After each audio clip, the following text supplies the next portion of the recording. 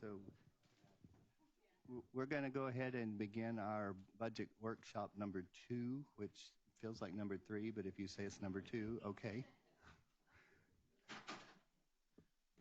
I would have to agree with you.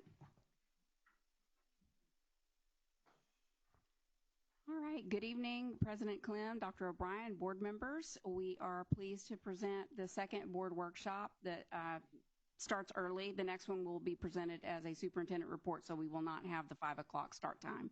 So this one is going to be a little bit of a recap for those who may not have been here last time. And we have, were you here last time? That's okay.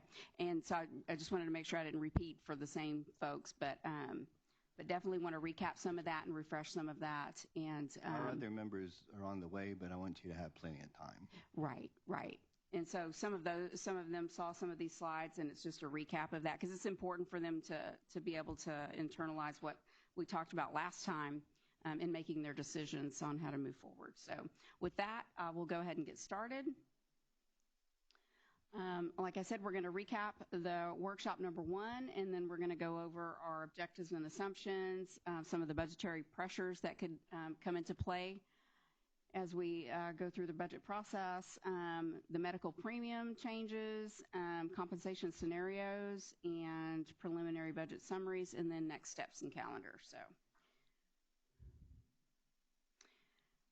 Again, these are recap slides, so I'm not going to spend a whole lot of time on them. I'll be very brief, but just to put into perspective what our trends are as far as enrollment and positions, we have since 2018, we've added 113 students and 306 positions, 120 teachers and subs, 56 education aides, 47 transportation personnel, and 83 other, and that excludes vacancies. That's actuals that are actually filled. We also have a very healthy fund balance, and our board policy CE local states board administration shall work to maintain 3 months of operating expenditures and unassigned fund balance, which we have done in spades, and we have it's $67 million on the current estimates for this budget to maintain that 3 months. But of course, as you increase your budget, it increases as well. But we're well within compliance on this. Fund balance, as I just mentioned, we're well within our compliance range. In fact, 2021 ended with 120 and a little over $120 million in fund balance, going from $68 million in 2016 to 120 in 2021. Again, the hold harmless was approved, and we're estimating a balanced budget for 2022 due to the ESSER 3 offset funding from the federal government. Then property values we're seeing across the Houston area and everywhere, near and far really, but 21% increases in property values is what we're seeing plus. I mean, some of them are 50% on land. I mean, it's just unprecedented numbers and increases just in the state of Texas because of the influx of folks coming from other states here for work and so forth, and the remote work is driving some of that home buying frenzy as well. So that is incredibly and historically high. So we are certainly feeling some of the effects of that. TEA has also been signaling to be careful. You know, the fiscal cliff is coming. If you don't prepare appropriately when the ESSER funds run out, you're going to find yourselves in a situation where you're having to put major budget constraints in place. So this is actually TEA's slide, and this is the one that I will show you from last time's presentation. If you look here at the orange and the blue on the axis there, the blue is the Foundation School Program state portion of the funding for each year for the school for public education, and the orange is M&O local tax collections. Then above the orange is ESSER funds.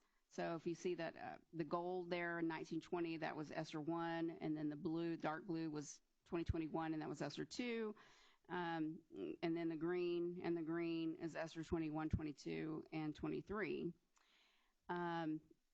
below the line there, what they're recommending is that you save some of your ESSER funding, which is what we have done, and we have put it in our fund balance, and hopes of being able to lessen the decline with having to reduce your budget expenditures and glide down with those expenditures instead of making it so volatile where you're having to cut and fall off that so-called fiscal cliff.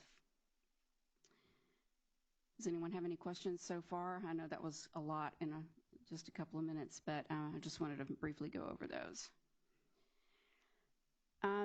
Again, we have external budgetary pressures that can come into play at any time, namely any schools that come within our boundaries, whether they be charter schools or private schools or expansions or homeschooling expansions, any of that. When you factor that in, this is something that happens in urban school districts across the state quite often, namely Austin is really experiencing that.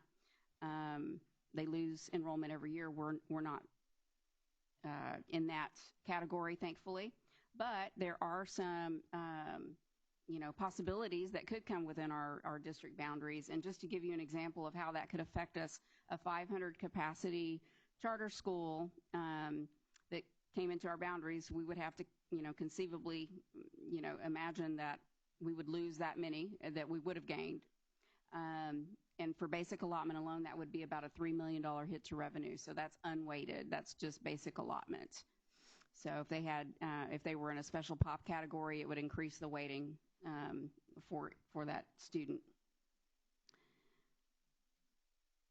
And just to give you a perspective on what our state funds per student and where our ranking is, and nationally, we are in the bottom 12 for funding. $15,000 is the average per student in the United States spent by the states. And you see here we are 12 from the bottom at 11,987. So we're 3,127 under the 15,000 average. And it goes down from there to the very lowest, which is Arizona. And then Utah was the second to the lowest, which surprised me a little bit. But that's kind of how our state. So looking at that slide, it looks like we're the top of the list. The top of the bottom. We're only the top of the fourth quartile. And so we may need to change that title to read fourth quartile. But that's not the quartile we want to be in. Right. Absolutely. And some of the, I know the New Yorks and the Californias, of course, their cost of living is so much more expensive, but they're like way up there. They spend quite a bit more. So just to make sure I was listening correctly, you said we're 3127 below average or below number one? Below average. Okay. The average across the nation is 15,000 per student. Thank you. Yeah. So and it's 11. It's really worse than what it says. Right. All right, and so along those same lines, this is just a kind of a breakdown of how the state contributions have trended since 2012 versus the local taxpayer contributions to public education. So here, the dark blue line, bar is local taxpayer receipts, and the green is our state contribution. So what happens is, because we are funded based on entitlement, if all things are held equal and we have the same ADA we have year over year, but yet we collect more property taxes, that just means that the state pays less in proportion to what our total entitlement would be. You can see here in 2019, their percentage was getting down into the low 30s. And so they thought, oh boy, we better do something about these property taxes. And so they put House Bill 3 into place, which just band-aided, really. It was just a band-aid on cutting back on recapture and all of that that's associated with property-rich school districts, for which we are one. We haven't had to pay recapture in a couple of years, but due to that. But it was a very temporary fix, and once we see 22 data come into play, it's going to be a huge spike in local taxpayer contributions and a huge plunge in contributions by the state to public education. Recapture is slated to sit at about 12.5% billion at the end of 2023. So that's local taxpayers across the state that have paid thinking, probably, unless they're really, well-versed in finance, or school finance, thinking that they're going into their local school district when, in fact, many times they are not. One of our neighbors to the east hasn't had the state of Texas pay $1 in 12 years. It's been all their local taxpayers paying 100%. Then they also have to send money to the state after that, and then they spend it however they wish at the state level. Just goes into their coffers. Just to reiterate some of the budget objectives, and these are the same that, similar that we do almost every year. But number one, of course, is to maintain our bond rating. And we want to maintain our superior financial rating. And board policy states that we should have at least 3 months reserves, which we do. And then, we want to work together to present a balanced budget and and remain competitive with our compensation packages and meet state standards on staffing ratios. Here, we're just going to assume a flat ADA number from last year in hopes that we will go back to a, state of normalcy in the classroom and COVID ending and people, getting back on track with, pre-COVID protocols. So I will now turn it over to Stephanie Myers, and she's going to talk about the medical insurance changes. Good afternoon. So for the medical insurance for next year, we have multiple plans that we're offering. One of them is going to be our alternative medical plan, which we had last year. And so on the spreadsheet you're looking at, you have the benefits listed by tier. You have last year's monthly rates. You have this year's monthly increase, and then with our district contribution, what the difference is going to be. So on the premium, for the difference for the TSHBP plan for our high deductible and also our copay plan, you have a very small increase on all of these plans, a little bit over 1 or 2%. The next slide is actually going to show our alternative plan for our TRS plan. So last year we had TRS. Moving forward for next year, we will not have the TRS plan. And so this is just a comparison, same layout from the slide before, just showing the difference on the Aetna plan, which is what we're moving to. We'll be offering 2 plans for Aetna that is comparable to our TRS plan, the Aetna high deductible plan and also the Aetna signature plan. Now, I will let you know that the premium amount that is shown on the spreadsheet is a little bit higher because that was anticipation of a 10% increase for TRS, because that's what we were projecting that they would make an adjustment for this year due to funding and different changes. TRS came out on Friday with new rates that they were going to keep everything flat due to additional funding that they have received. So the numbers that you see here on the premium difference will actually be a little bit lower because Aetna is in the process, as part of our contract with Aetna, is that they would not, our premiums would not be anything higher than what TRS was offering. And so we'll actually be making an adjustment for those. And so you'll see a decrease on the premiums. I just don't have those numbers as of today because of TRS's release on Friday. If I can interrupt, they're still going to regional pricing, though. Yes. Right? So there will be a premium change even if they Yes. don't call it an increase. Right. Okay. Yes. Yeah. They just moved to a flat rate regional rating. And then there is a small decrease on a few of the plans. And the one that is actually listed here on the Aetna signature, which is a copay plan, I did a comparison from anybody who's currently enrolled in the TRS primary plan. That actually is a lower level plan, but they would be going up to a higher level benefit on the copay plan. So it is a little bit of a price increase, but then for anybody who's currently on the Primary Plus plan with TRS, the Aetna Signature plan, for a few or 105 of our employees, it would be actually a decrease on the plan. And then we're also, as part of the TSHBP, our copay and our high deductible plan, we are working through negotiations with Methodist on developing a contract. That has been a small hiccup on the plan, and so we're still in contract negotiation talks with Methodist and hope to secure something by the end of this month.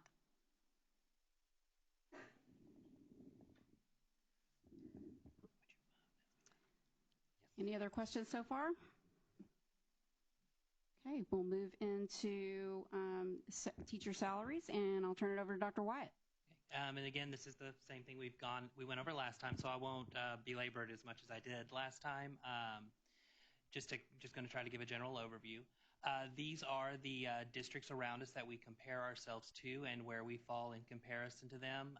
The big important things I want to point out down here at the bottom, this bottom line, this shows you where we stand in comparison to the groups at each of those cut points, the 0, 5, 10, and so on. This last column over here, this is the last approved pay increase. So it would have been the pay increase from last year for each of these districts too, just so you can kind of see what change they made last year and then where we fall with all of them. Right now we're presenting 3 different models for a potential pay increase. We can, of course, do something different if the board desires. We can pull in some different numbers if you like, but this will give you a general idea of how much it would cost at each of these.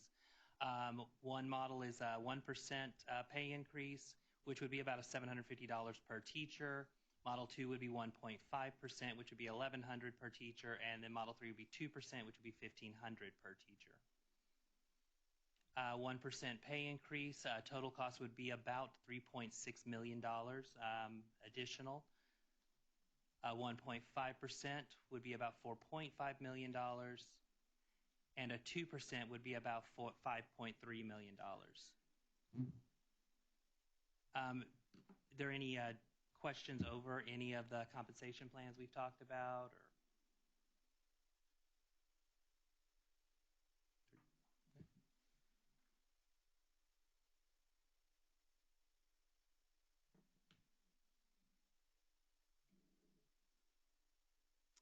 All good?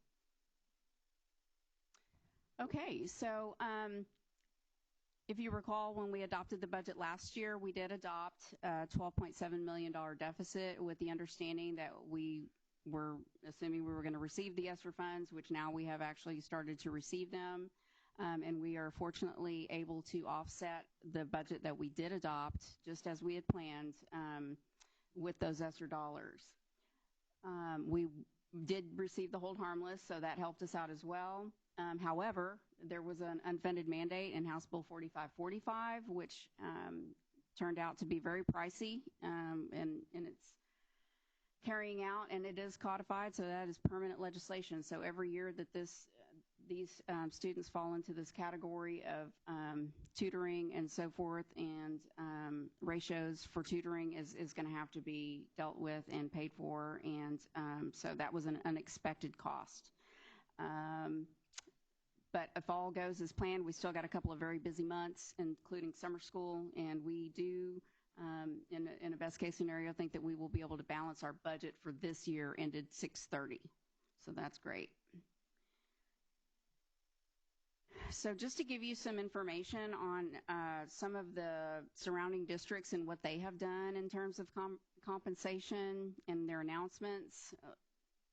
Sheldon did announce a 3% general pay increase plus a stipend plan.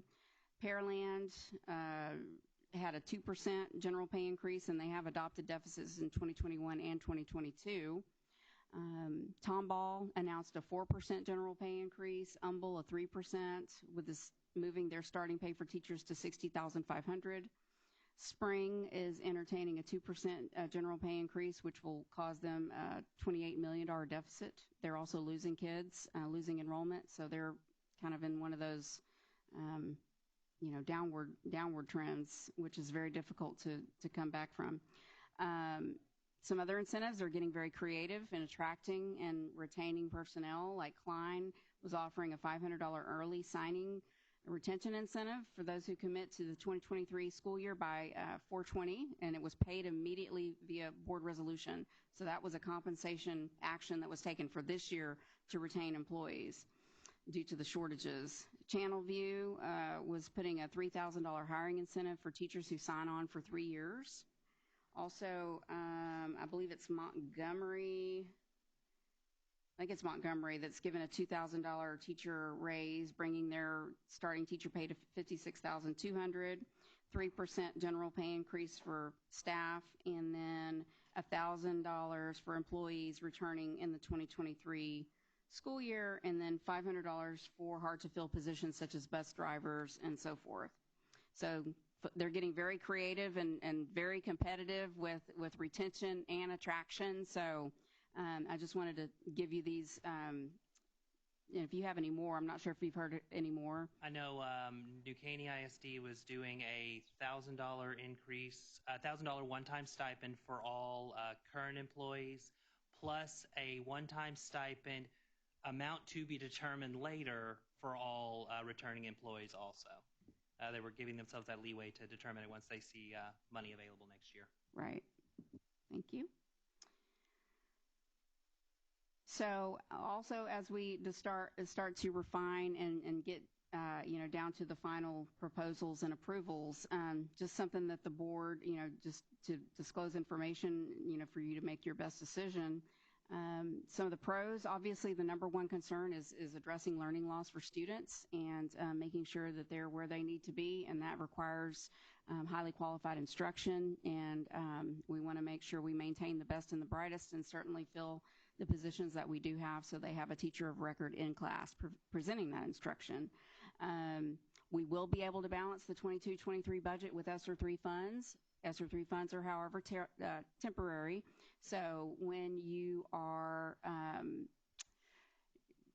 paying recurrent expenditures with temporary funds, there comes a time where you have to begin to contract, and you're seeing that across the state with some of the larger districts, especially like with Austin ISD. A lot of districts started even last year with austerity measures.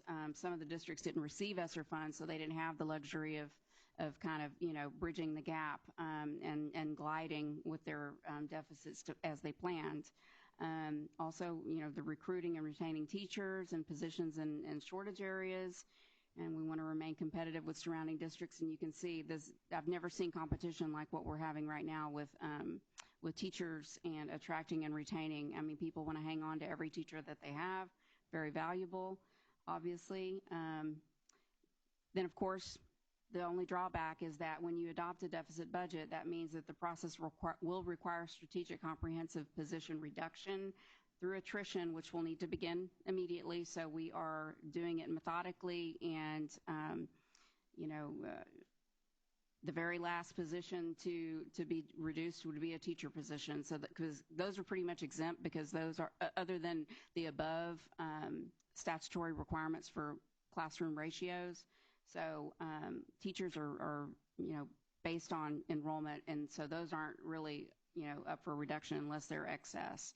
But other positions, obviously, we'll be discussing that. And just to give you an idea of what a $20 million deficit would take to eliminate, would be approximately 308 positions at $65,000 each. So if you had more paraprofessionals, it would be more. But that's just to give you a perspective. And with that, I will show you here the side-by-side analysis of what it would look like with each general pay increase that we've talked about, and with the scenario 4 being the hybrid, the 2% general pay increase plus stipend. So scenario 1 is 1%, scenario 2 is 1.5, 3 is 2%, and then 4 is, of course, 2% plus stipend. The stipends are a one-time expenditure, so those are pretty popular, as you can see, for trying to get staff retention and attraction, sign-on bonuses, and so forth. So they're popular because they have immediate impact, and also they're not going to add to the structural deficit in future years. So you can see the first 5 items here are exactly the same on each scenario, so we can compare apples to apples across each proposal. And the first scenario is the 1%. And also the green bar, that's going to be a decision point for the board. That's going to be something where you all are going to be giving us instructions as to how you would like to proceed. But you see with scenario 1, everything held equal. The compensation package would be $3.6 million. Likewise, scenario 2 would be $4.5 million, and across $5.3 million for a 2%, and then $5.3 million for a 2% because the stipend is on a different line. The deficit would end up being 18,338,000 for the 1%, and the 19,210 for 1.5, 20 for 2, and 20 for 2% plus stipend, because that's going to be part of the deficit. The one time will go away next year, so that's why it's not included in the above line totals. But you can see here at the bottom the ESSER offset. So this is what you'll see whenever we actually adopt the budget, but for explanatory purposes, so you can see exactly what's going on, because each reduction or offset with ESSER funds when we adopt it will be offset by line by function, which is the legally required format for adopting a budget. So you can see here the ESSER offset amount, because we're going to have approximately $31 million at the end of this year, give or take. It may be a little bit more, it may be a little bit less once we finish out the year and make all of our adjustments. You can see here there will be an offset with scenario 1 of the entire 18.3 million. Same thing with scenario 2 with the 1.5% GPI, then scenarios 3 and 4, the 20 million, and then 23.7 million because of the one-time stipend amount of 3.7 there in the green. In every instance, you will see that we will present to you a balanced budget, but you just have to know that some of those were offset. Some of those expenditures in the payroll area are going to be offset with those dollars, but those individuals will need to be rerouted back to general fund when those funds are exhausted. So that's why, in order for the board to understand that, that's the way I presented it. So at the end of 2023, June 30th, 2023, this would be the approximate remaining amount in ESSER funding that we would have at 6/30 of 2023. So we would have 12.6 million with scenario 1, and then all the way down to scenario 4, we'd have 7.3 million remaining in ESSER funding. So for all intents and purposes, we will balance the budget, but again, next year we will be needing to, very strategically have some contraction. So did anybody have any questions on this slide here? Do we have these funds, the ESSER funds, in hand already, or are we still anticipating receiving some? We have our grant award. We've been awarded the funds, but you can't draw down on what you haven't expended yet. Okay. So it's as you expend it. That's why it's a little, it's going to be the same amount total. It's just the timing of it that might be a little bit different depending on how much you draw down and how much you expend. But yeah, for this year, we think we're going to use about 15 million of it. And that means we'll have about 31 million left at 6/30. And then of that 31 million, under these scenarios, this is what we would have to use in order to balance the budget? Correct. For this coming year, and then that would leave us well short of the needed amount to balance in 24. You're exactly right. Unless yes, ma'am. Some other strange miracle happens and right. money falls from the sky again. Yeah. I don't look for that to happen, but but we're in a position, the way we planned and strategized and what we did was, pretty well done, and in the way we did that, because we didn't go out and try to find other, projects we just put it all in staff retention. And so with the situation and climate that we're in with labor right now, that was a very smart move.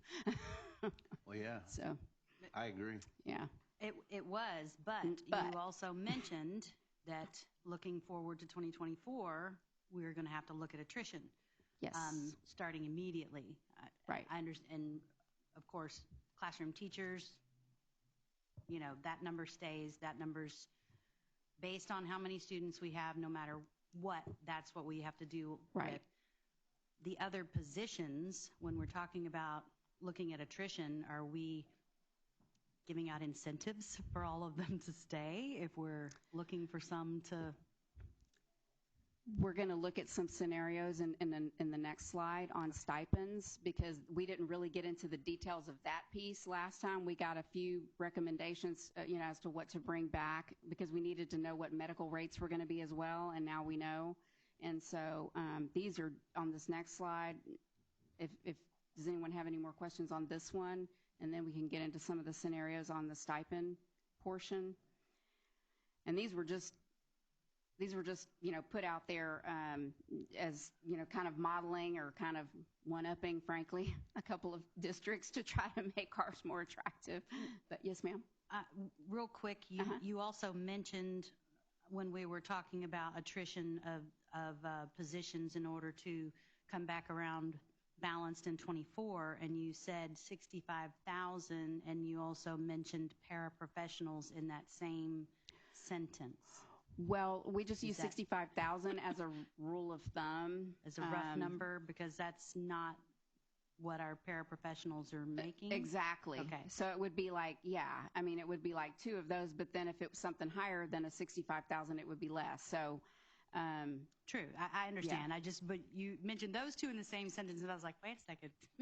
Paras make the same as our starting teachers? No.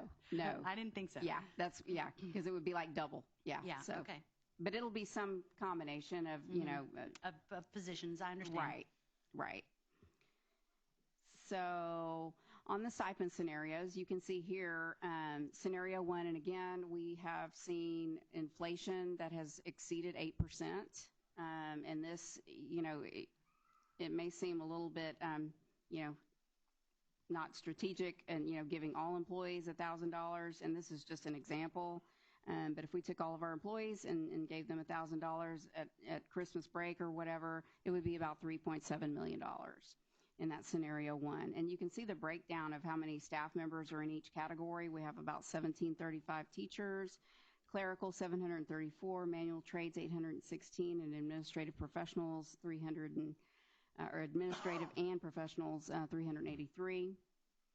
And you just extend that out and you get the 3.7 million. Scenario 2 would be more targeted on a retention stipend for teachers, librarians, and nurses, and manual trades, like a $1,500 stipend for teachers, librarians, and nurses, which would cost about $2.6 million. And then the manual trades, $1,500. Those are very sought after positions there. That'd be 1.2, so that stipend would be 3.8 in total cost. One thing I will mention is that when Dr. Wyatt talked about how much each teacher would get, I think it was at $1,500 for the 2% general. So, and then you look at Ms. Myers, how much the medical costs are going to increase. And some of those would easily wipe out the $1,500. So, and that's for all employees, not just, teachers. It would be for all employees, knowing that those are going to increase. So, depending on which category they're signed up for, if it's, especially with a employee plus family, those are huge amounts as it is. And then to see an increase on top of that. So, just something to have in mind when you're thinking about this. I'm glad you brought it up. I was going to bring it up. Same thing. Yeah. So that's one of the reasons for, adding the stipend in there too. Right. Hopefully we can, reach some kind of equilibrium maybe next year. We won't have all these, inflationary inflation driving up the costs and labor driving up wages and medical getting driven up, because that's only, they did a temporary fix with TRS with what they proposed in diverting funds from some other state funded areas to cover the increase, because they were going to have to come up with $500 million, or the premiums were going to have to increase enough to cover $500 million deficit in their calculations. So the state jumped in and helped them do that. But next year, I'm sure they're going to have a huge increase. But for our purposes, I also read they're the top 10 highest paid government employees in the state. TRS. Eight of the top 10 are in TRS. $600,000 a year. Remember, $300,000 to $600,000 a year for 8 of the top 10.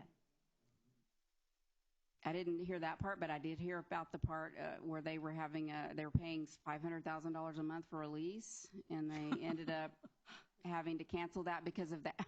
Not that I want any of you to go get a job at I was TRS. say, are you trying to get rid of our Do not leave here to go to department heads TRS. here? They're the devil.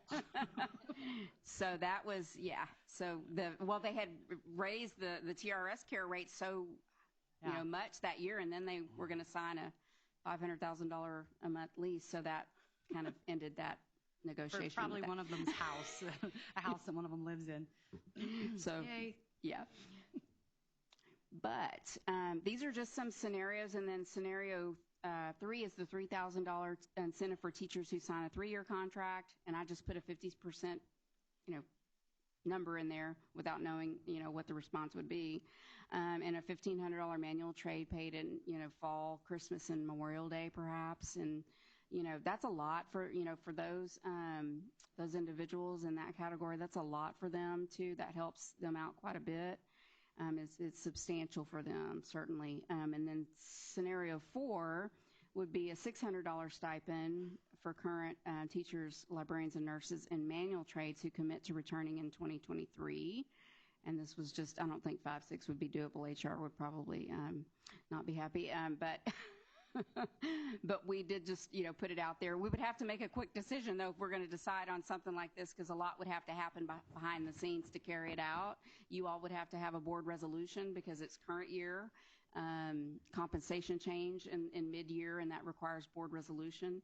So these are just ideas. So if you all have a preference or have something that we haven't thought of, or something you've heard that sounded great, or just how we can, show our employees and, that we value them, and, how we're going to move forward.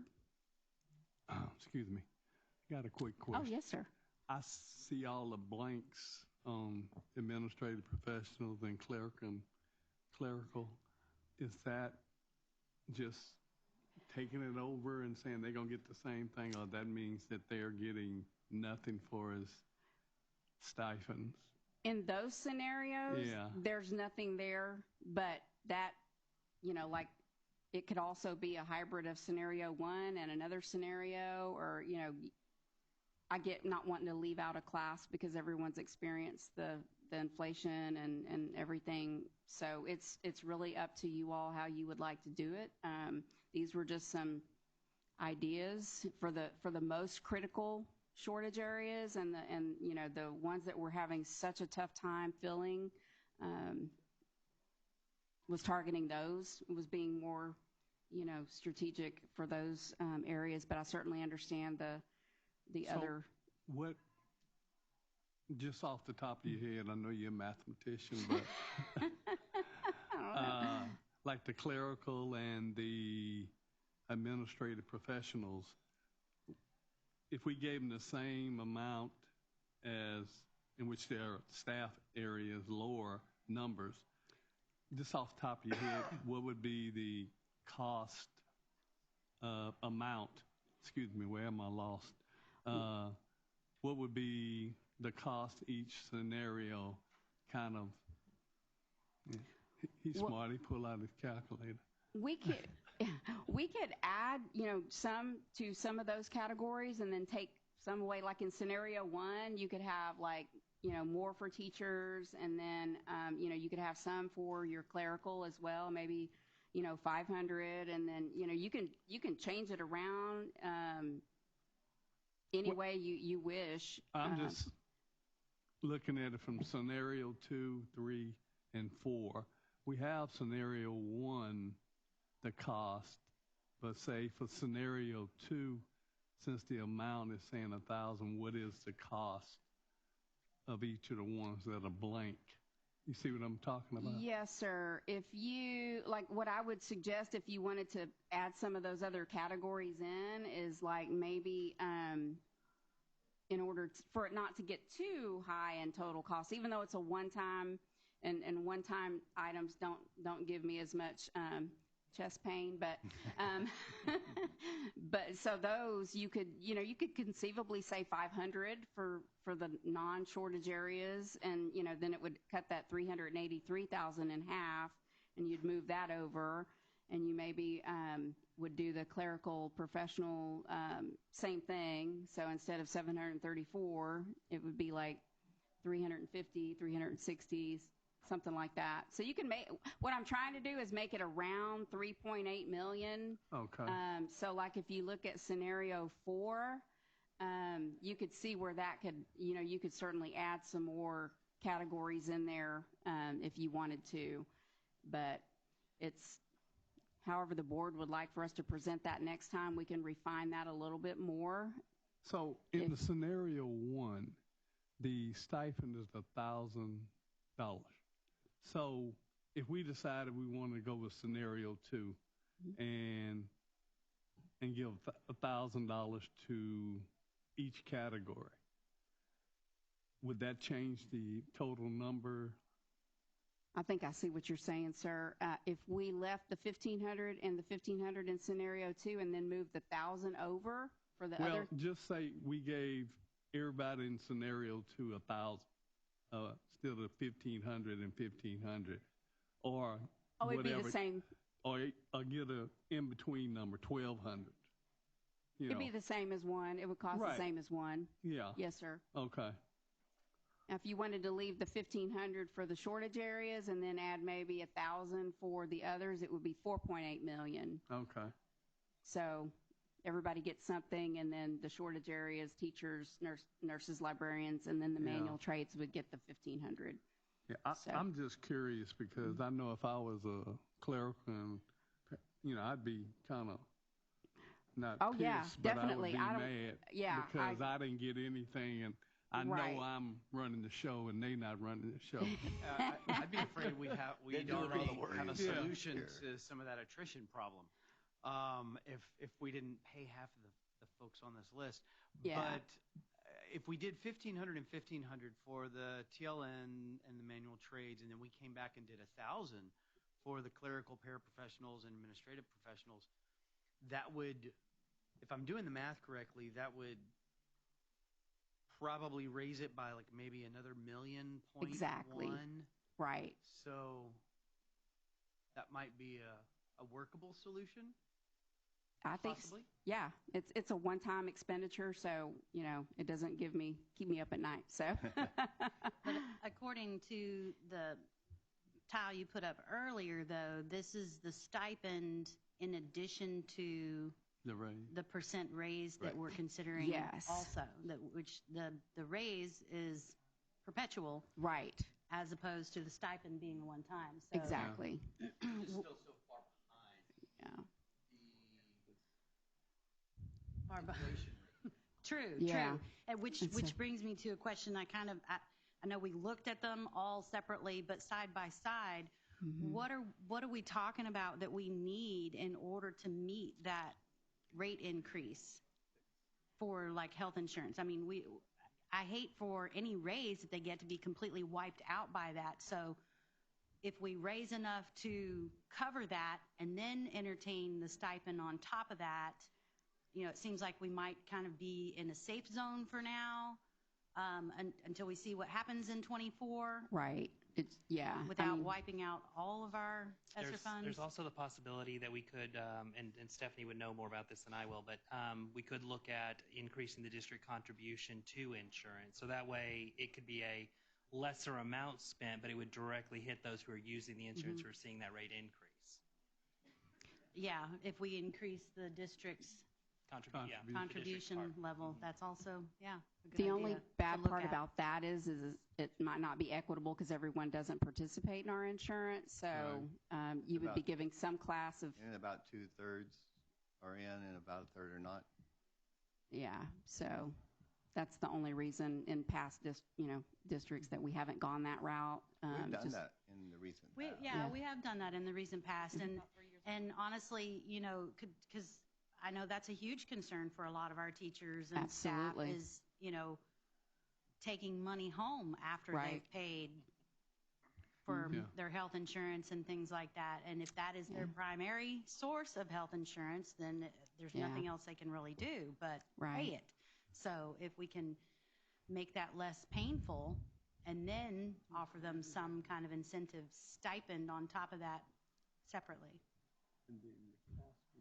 If I could ask a HR question, the 3,668 folks that work for us right now, do they all have to tell us by a certain date if they're coming back the following year or not? Or is that just June, end of June. everyone, no matter what your job is, you have to commit to something by June? That's for our teachers and Okay, the what- for the contractual employees. What about manual trades, clerical professional? When We ask them to, we issue a notice of reasonable assurance for them to have a job, letting them know that they will have a job next year, and we ask for them to sign those, but they're not necessarily binding. So for a lot of those groups, we don't really know if they're coming back until it's time to come back. Is there any legal way to make that more binding? Offer them a stipend that you take away if they don't. You don't get ahead of me like my wife does. I've got all my wives here because that's the direction I'm heading.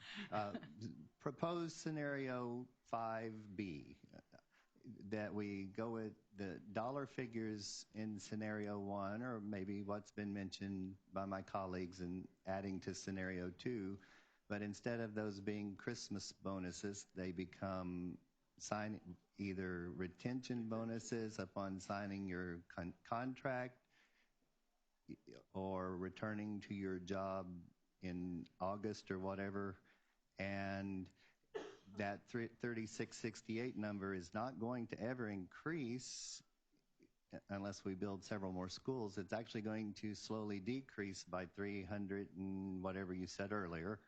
So if you tell me you're not coming back, that $1,000 I put aside for you can now go into the signing bonus pool to attract new teachers. But let's really turn it into a retention bonus or a retention stipend. I know we can't say bonus. Right. Retention stipend or a signing stipend to get people to commit to stay and give them a little carrot to stay. So is your intention for that retention stipend to be paid in this fiscal year like these other districts, or no, for next year? People have already committed or resigned for this year. And we're going to get 25 people come in and say, I would have stayed if I'd have known I was getting $1,000. Well, Gotcha. and I don't want to play that game. Yeah. But building this into next year's budget and moving toward the future. I mean, since it's a one-time thing, we can always play with it. Right. And that's just an idea. An idea I've been sitting here thinking, why can't we combine what you wrote down here for 4? And I don't understand 3 at all, to be honest. But maybe we eliminate 3. Well, but maybe or modify if I understand it. Or somebody else can now tag team on what I said, or say, no, that's a horrible idea. Be quiet. No, I like what I was kind of thinking the same things, like maybe bump it up to 1,000, but pay it in like October, or September, because really they have through the summer or whatever that magic date is, to resign. Right. So I like it better for paying it when they get back. Yeah, I agree. We could also split it into more than one payment too, if you want. Yeah, Right. that's kind of what number 3 is trying to do, right? Yes. Split it up somehow. Well, yes. Okay. Mm-hmm. And we did have one school district example of doing that. The board approved a $2,500 sign-on bonus due to the teacher shortage this past year. And another district did the same. One upped us to go $3,000, but they only paid $1,000 per year. Well, ours is all up front. If a person leaves us after a year, we've lost that person. So I like the idea of spreading it out, $1,000 per year over 3 years.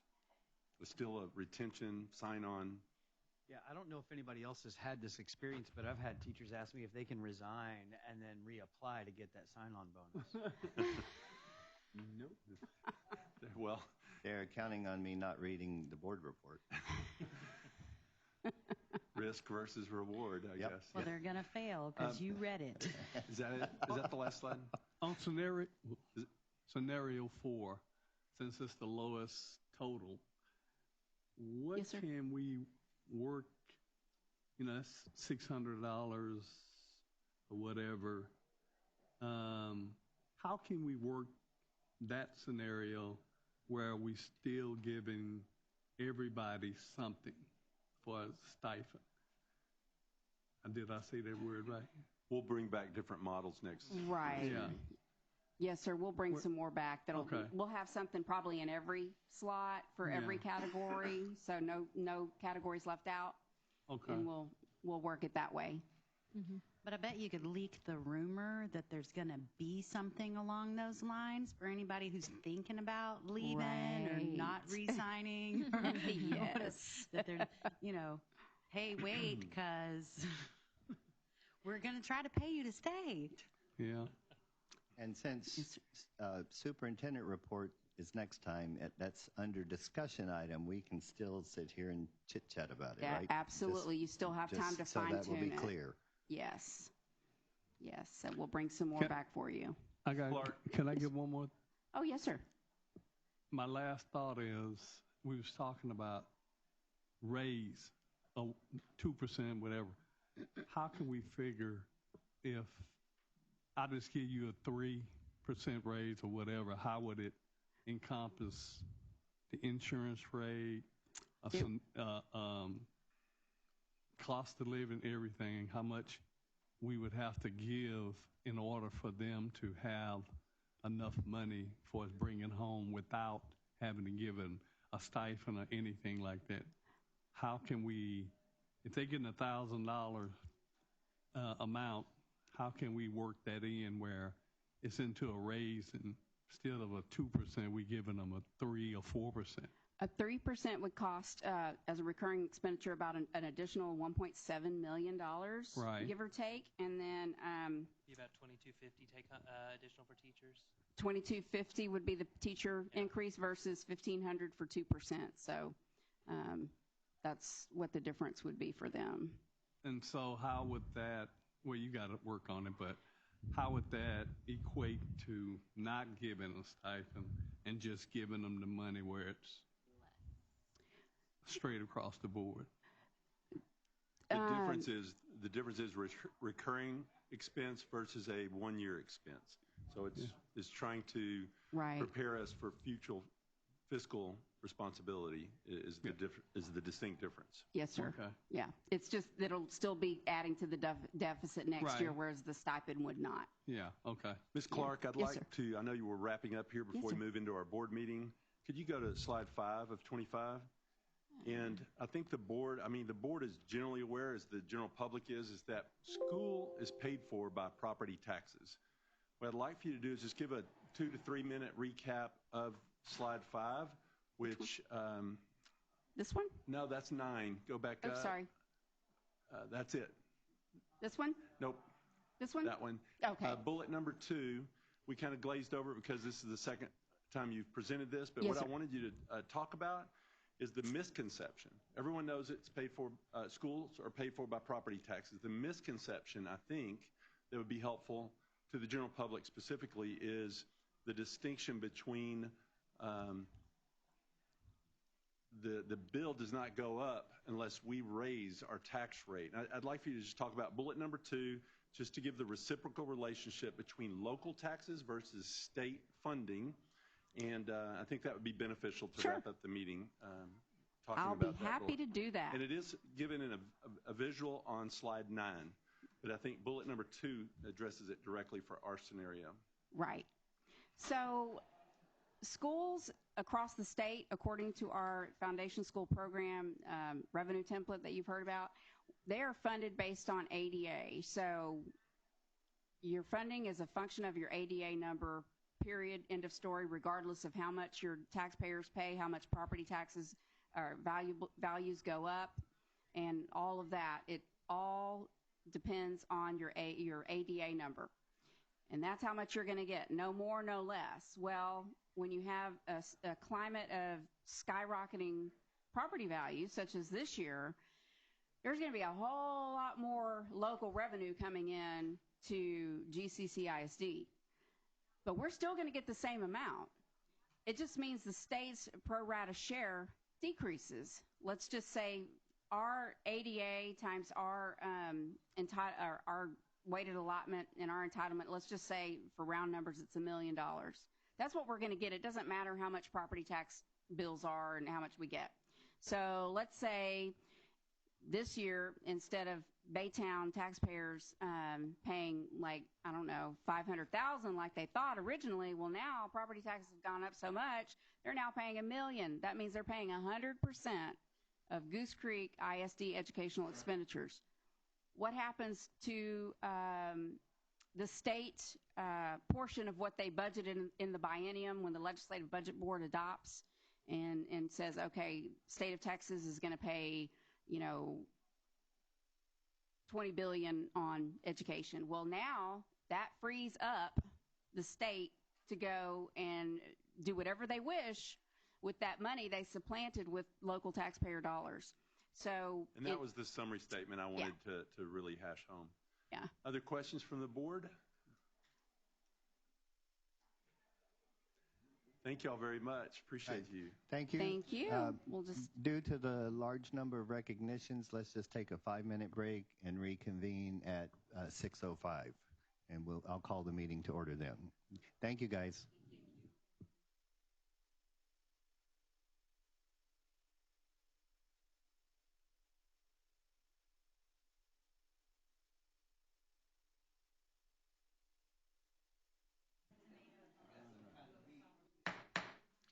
Good evening, everyone. I'd like to call this meeting of the Goose Creek Board of Trustees to order at 6:09 p.m. Mr. Sampson, was this meeting properly posted? Yes, it was. And do we have a quorum? Yes, we do. Good. So we're all present tonight. Dr. McCall, that's your name. Good evening, President Clem, Board of Trustees, Dr. O'Brien, GCCISD employees, families, and guests. The opening exercises for the May 2nd, 2022 Board of Trustees meeting will be provided by students from Dr. Johnny T. Clark Elementary School. At this time, will you please stand for the prayer being led by Mr. Sampson?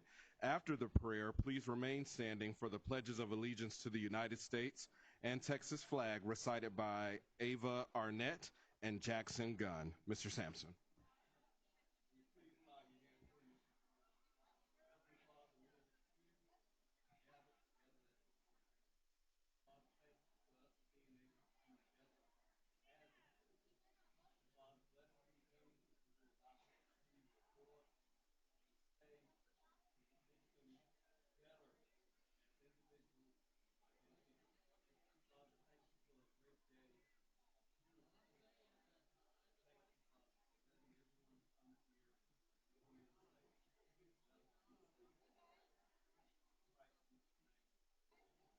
Amen.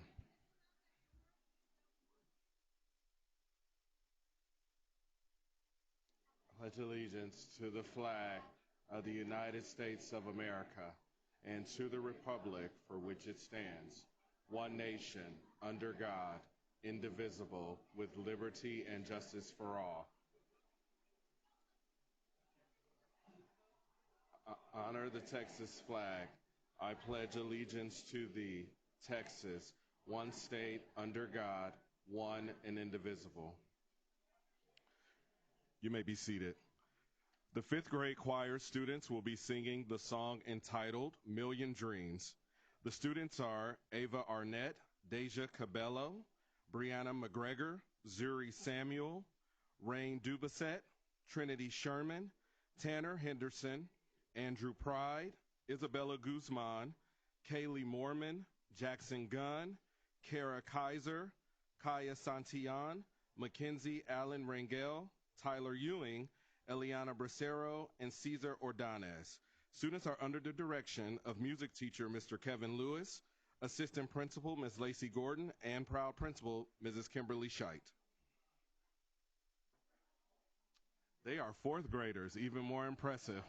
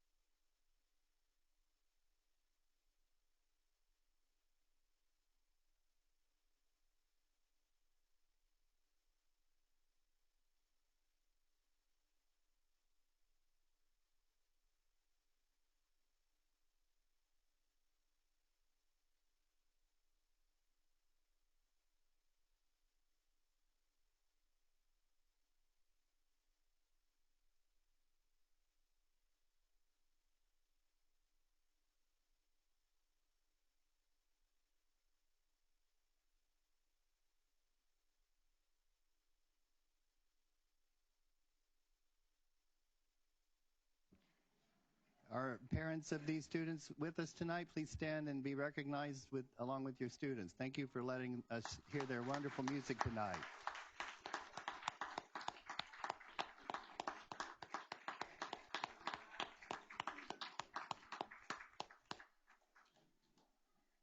Great job, students. Thank you very much. Thanks, Mr. Lewis. President Clem, that concludes our opening exercises.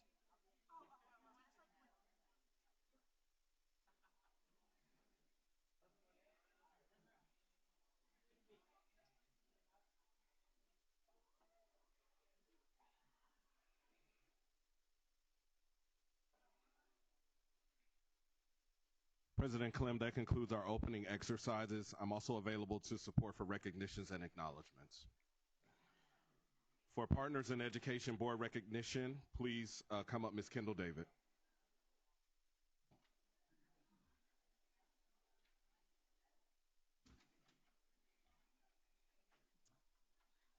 Good evening, Dr. O'Brien, Board of Trustees, President Clem.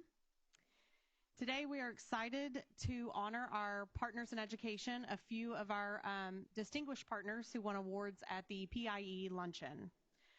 Partners in Education is a joint program sponsored by the Baytown Chamber of Commerce and Goose Creek CISD. Thank you, Tracy Wheeler, President and CEO of the Chamber, and Ricky Wheeler, Executive Vice President, for being here today.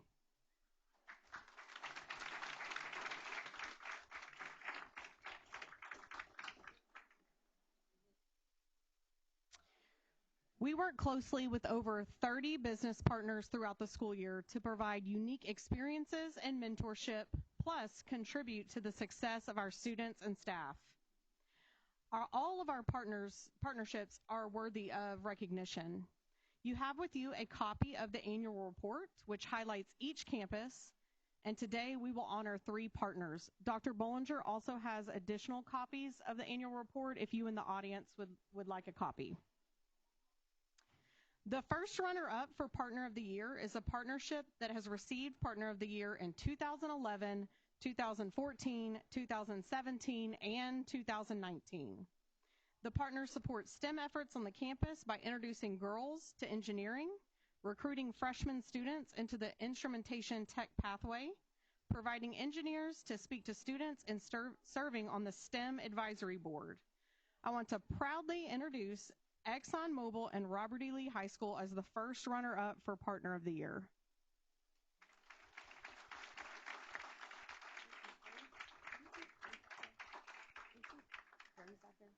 Is he out here? No, thank you.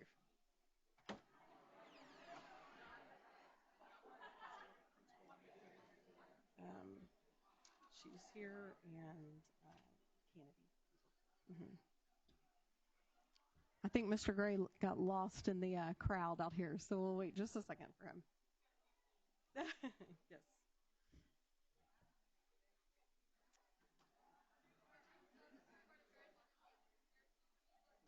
Yeah.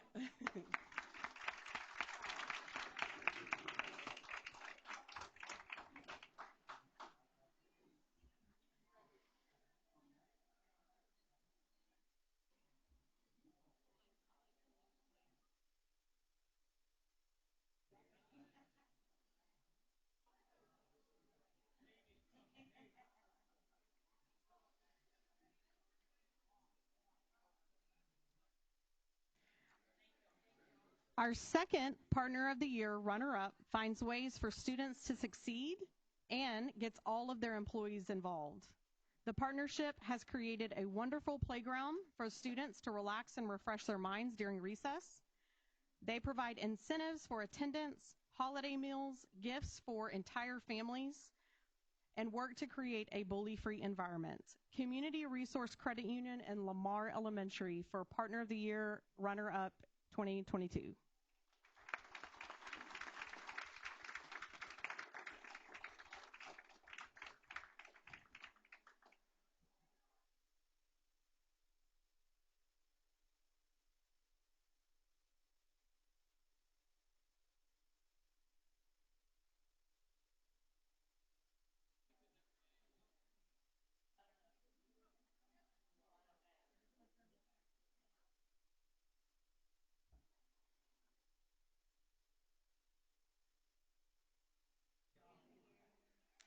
Now for our Partner of the Year. They won Partner of the Year in 2009. They purchased a software subscription that helps make learning fun and assist teachers. STEM is a big part of the campus instruction, and each grade level receives STEM kits and other items to get students more involved with STEM fields. They provide volunteers for speakers, judges, and etc. They are a team committed to making a difference in the lives of students who are our future leaders, medical professionals, engineers, teachers, business owners, plant operators, and more. Though new to the campus this year, the principal was the driving force behind a family-style kickoff meal. You could see from the beginning that they would be incredible together. Congratulations to our 2021-2022 Partner of the Year, Cedar Bayou Junior and ExxonMobil.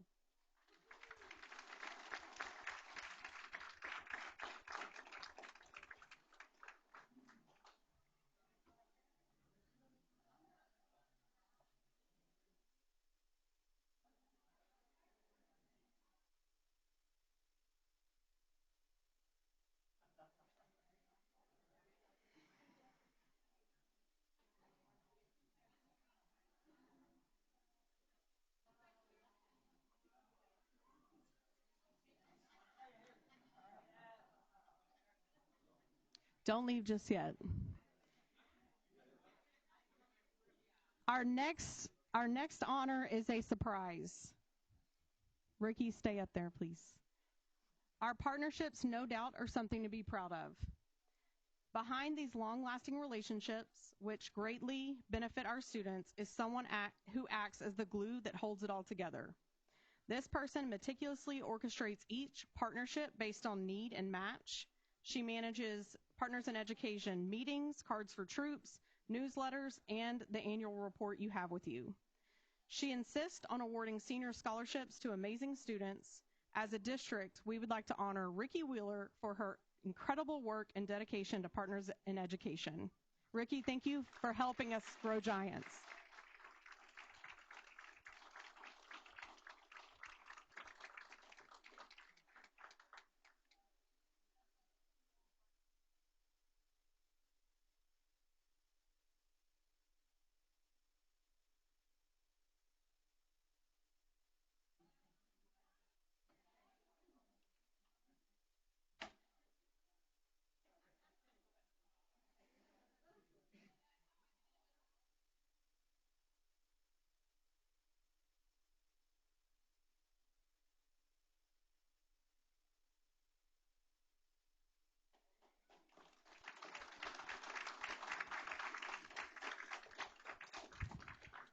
Next, for our Math Counts student recognition, Nancy Bonds.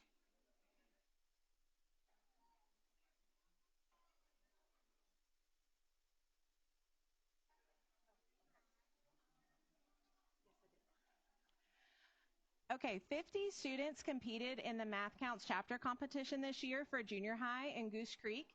And we had one student who advanced to the state competition, Lakshna Kelly, who is here with his coach, Samantha Hernandez from EF Green, and the SSA at EF Green, Michelle Jackson.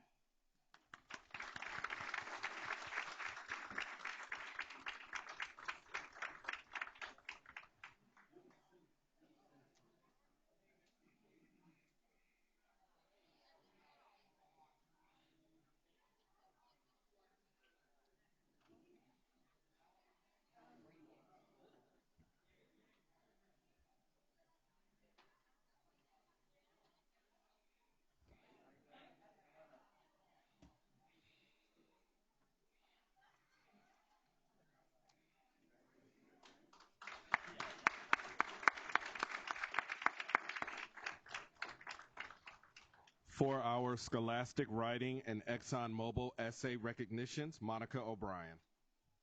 Thank you.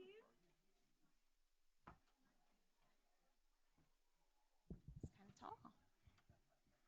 Good evening. I think you can hear me, right? Yes? Okay. Okay, so I'm here this evening to present a few awards. If I can get organized here, sorry. It's really crowded here tonight. Okay, sorry.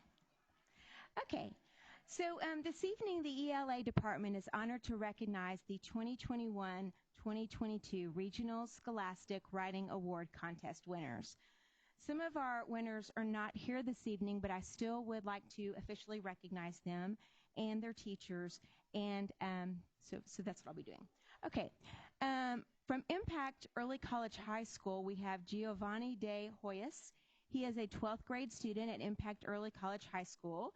He received a Scholastic Gold Key Award for his personal essay and memoir, Vanessa Gillen and Disrespect Against Women.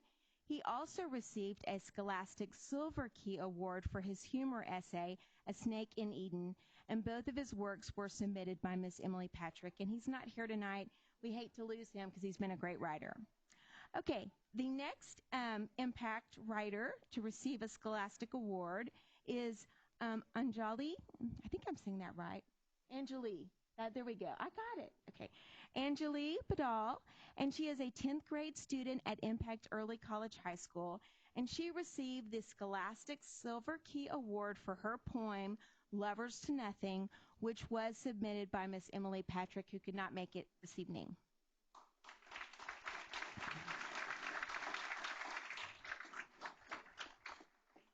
Their principal is Miss Laura Reyes. She's also here this evening to support her students, and she's back in the back. Okay, our next Scholastic winner is Katie Johnson. She is a 12th grade student at Ross S. Sterling High School, and she received the Scholastic Gold Key Award for her poem, The Liar, which was submitted by Miss Tanya Brown. And I think Miss Brown was going to receive the award for her this evening. There we go. So we want to recognize Miss Brown.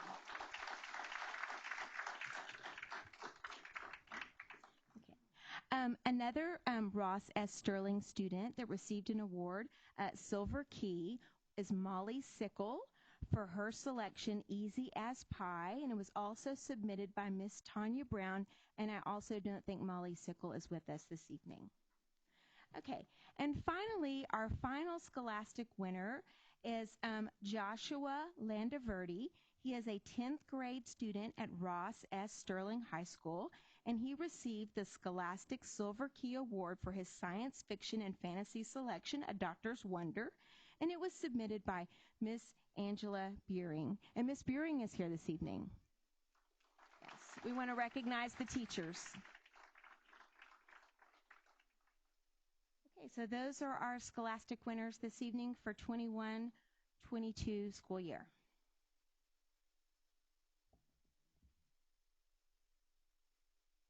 I think we have, want me to go right to it? Okay. Okay. I'm not finished.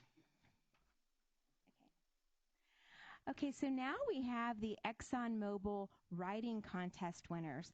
And I believe we have someone here from Exxon this evening that will be awarding them prizes. You want to come up? Okay. And so we'll start with Robert E. Lee. Did you want to say anything? Okay. Do you want to say a few words about the contest? Or? Yeah. Okay, so hi everyone. My name is Kelly Rollo. I work for ExxonMobil, and thank you GCCISD for allowing ExxonMobil the opportunity to partner with the schools and also to host this contest and making time for us in y'all's schedule today. So just to briefly explain the contest, it was open to all juniors and seniors, and students were prompted to write an essay about environmental sustainability and the energy transition. So not the easiest topic ever to write about. Students were allowed to submit one 500-word essay, and the top applicants were selected by their teachers and then sent on to ExxonMobil, where we had a team of our employees score and rank the essays. So, yeah, that's all I have to say about that. And just thank y'all to the students for all your effort in submitting these, and we have some pretty good prizes. So, yeah, I'll let Monica present the awards. Yeah, of course. We are so thankful for our partnership with the Exxon. They are great. They do this every year, and the kids get so excited when they win this contest. Yeah. Yeah. Yeah. They're going to be excited.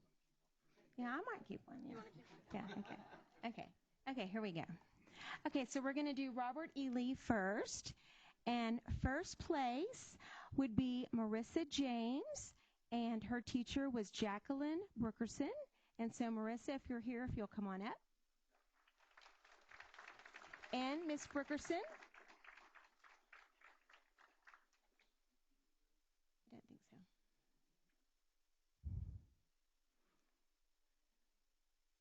Congratulations.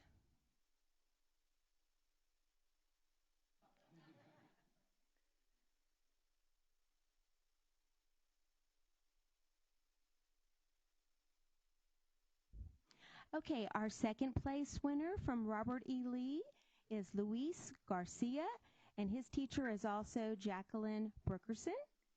So come on up, Luis.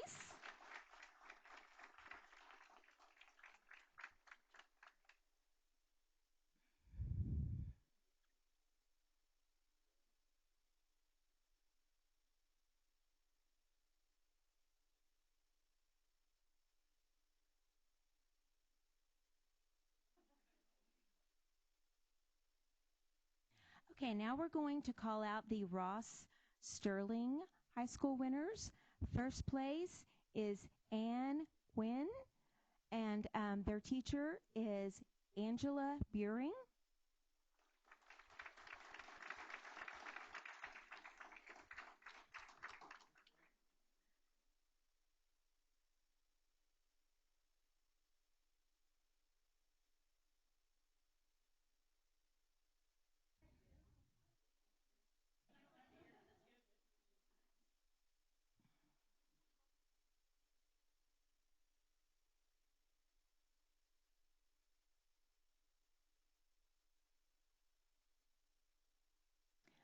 Okay, and the second place winner is Brock Glasscock, and his teacher is also Angela Buring.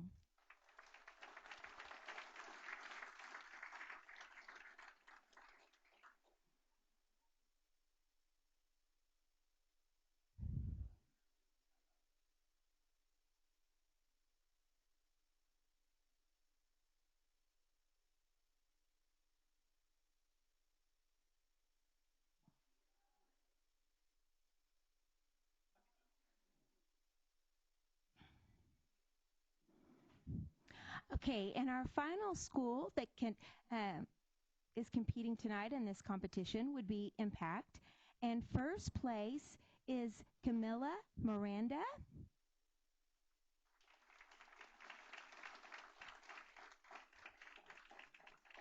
Her teacher is Miss Emily Patrick, who could not be here this evening. I don't know if Miss Reyes is still here. Miss Reyes, you want to come up and do the photos?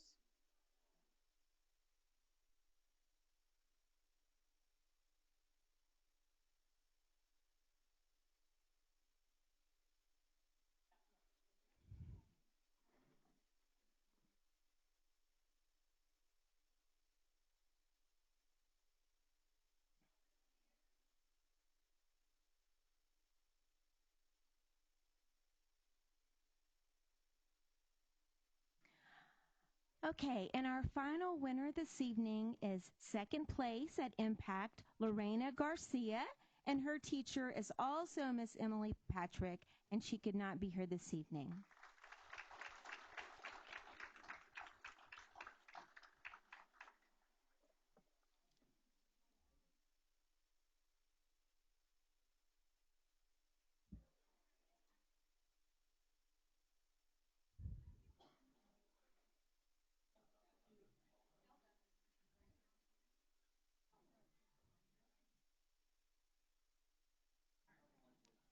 We'd like to thank all our teachers and students and administrators for participating in these writing contests.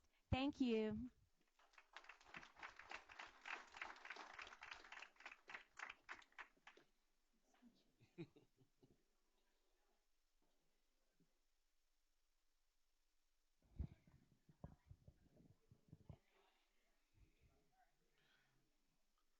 For our CTE student recognitions, Ms. Roxanne Wyatt.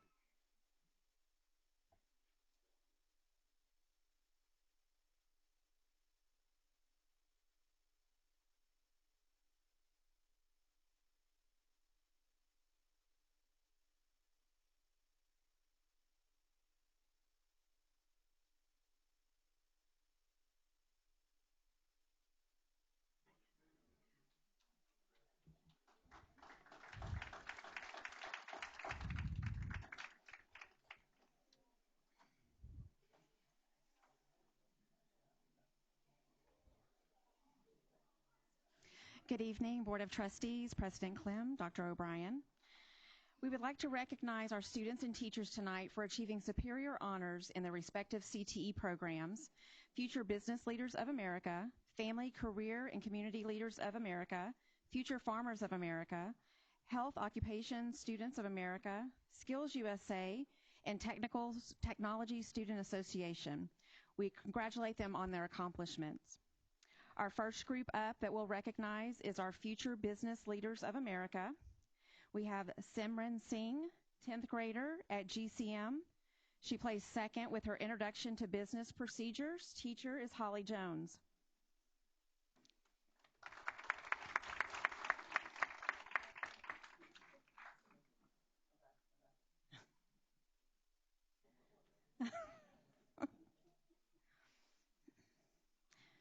Jesse Alvarez, 11th grader for GCM, third place in Accounting 2.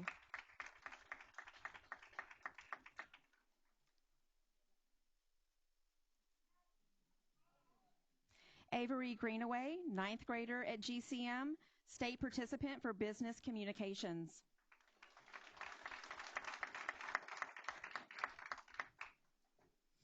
Alejandro Ojeda, 11th grade GCM, state participant for Introduction to Public Speaking.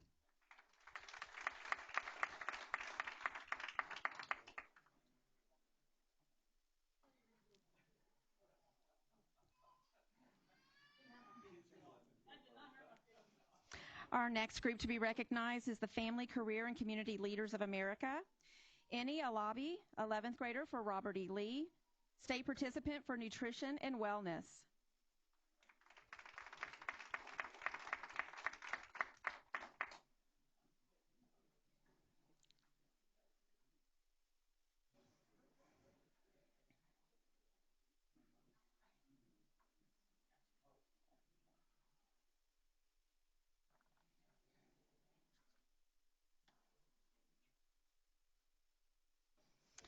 Marisol Chavez, 11th grader for Robert E. Lee, state participant, Toys That Teach.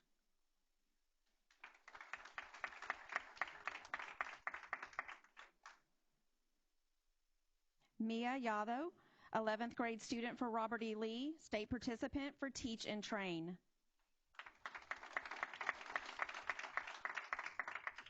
Our teacher for this group of students is Bethany Taylor.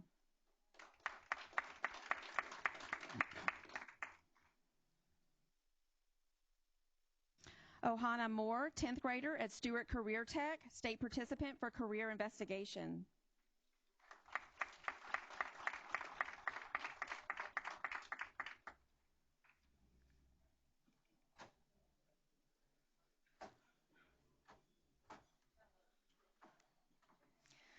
Guadalupe Gomez, 10th grader for Stewart Career Tech, state participant, Serving Up Success.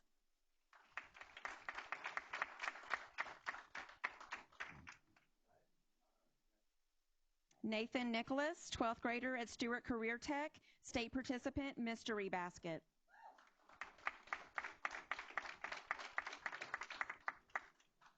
Ayana Thornton, 12th grader at Stewart Career Tech, state participant for Hospitality and Tourism. And our teacher for this group of individuals is Tina Andrade.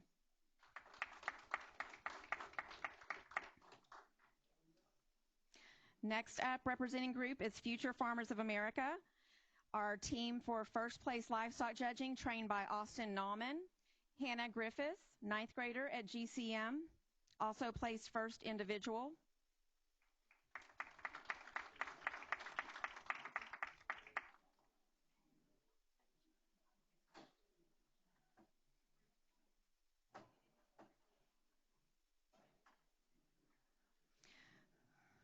Michael Bazanowitz, 12th grader at Goose Creek Memorial, 9th place individual.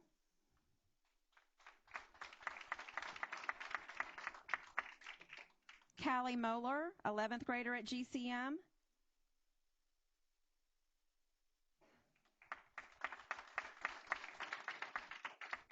Jillian Sanders, 12th grader at GCM, placed 5th place individual.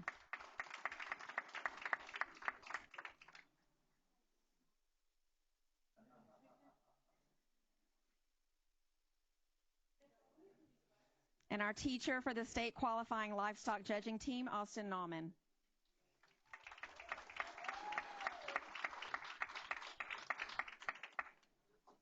Next up is our land judging team, 1st place, trained by Dustin Hunter. Grayson Biter, 12th grader at Sterling.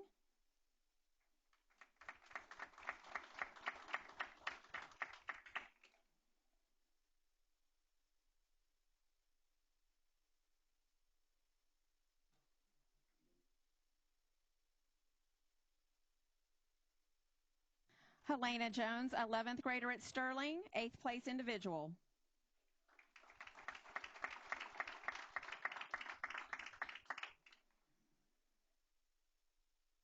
Janae Mosley, 9th grader at Sterling.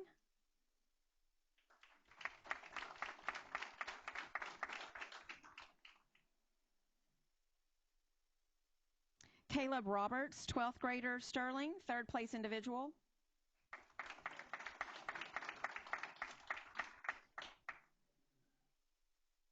And our teacher for this state qualifying land judging contest was Dustin Hunter.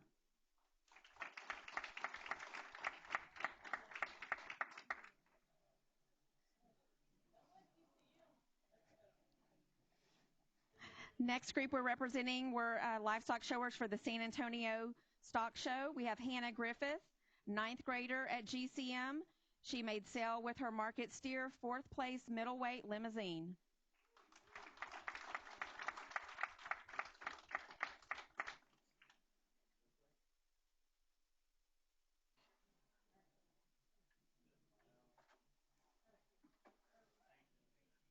Next, we have Paige Rome, 12th grader at Sterling. For the Junior Breeding Heifer Show, she placed 2nd in class, Main Anjou, 3rd place overall.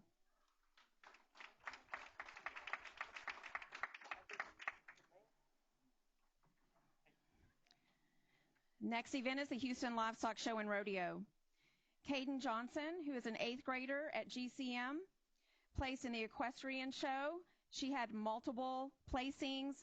Under some of them I'll name 2nd place 13 and under in showmanship, 5th place 13 and under in Western Pleasure, 4th place novice showmanship, 5th place novice hunter under saddle. Under Cammie Johnston. We'll call Paige Rome back up. There we go. 12th grader at Sterling. Junior Breeding Heifer Show, 2nd place in her Main Anjou.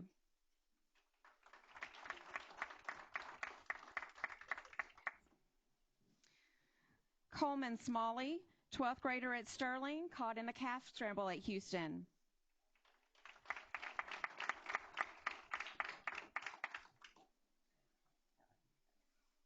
Okay, our teachers for those students are Miss Banks, Mr. Hunter.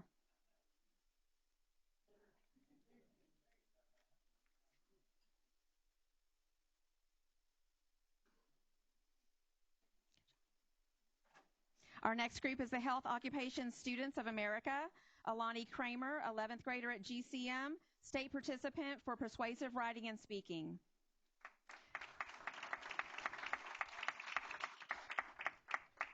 And her teacher is Trisha Cheshire.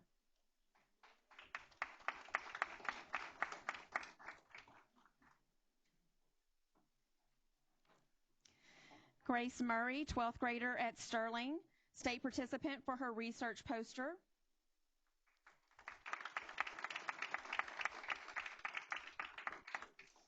Her teachers, Brittany Cortez.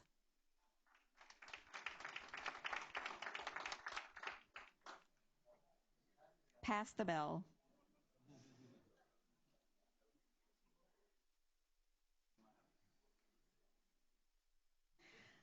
Our next group to be represented is Skills USA Automotive. We have Gilbert Longoria, 12th grader at Stewart Career Tech High School, received a blue ribbon for his automotive engine long block.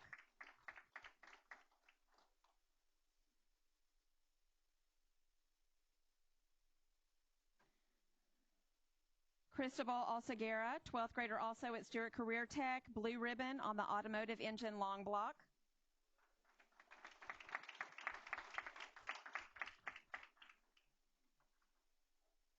Eric Perez Jr., Senior at Stewart Career Tech, blue ribbon, automotive engine long block.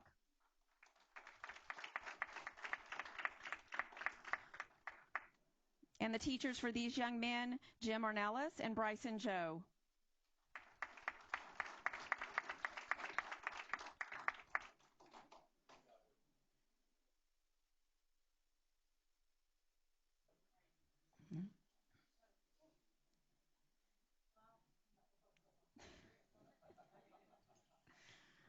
Our next group is collision repair. Yahara Meza, 11th grader at Stewart Career Tech, received a silver medal for automotive refinishing technology.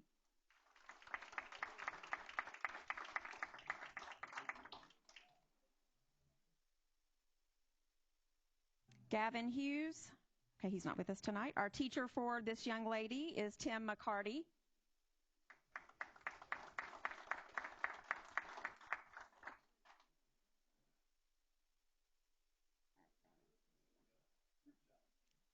Our next group to be recognized is cosmetology. Miranda Hernandez, 11th grader at Robert E. Lee, first superior for flat nail art.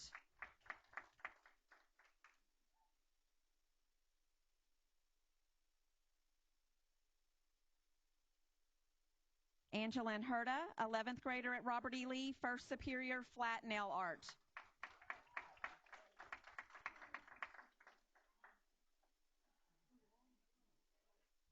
Marcella Molina, 11th grader at Robert E. Lee, first superior fantasy hair design.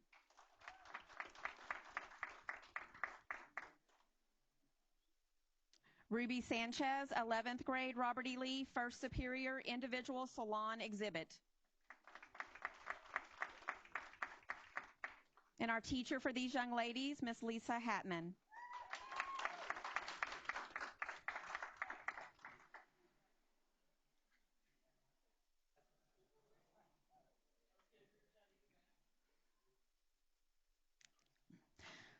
Our next group to be recognized is the Technology Student Association.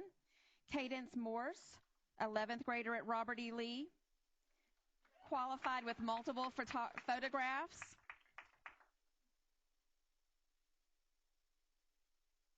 Jimena Rangel Tintery, 11th grader at Robert E. Lee, qualifying yearbook layout, black and white action, and multiple photographs.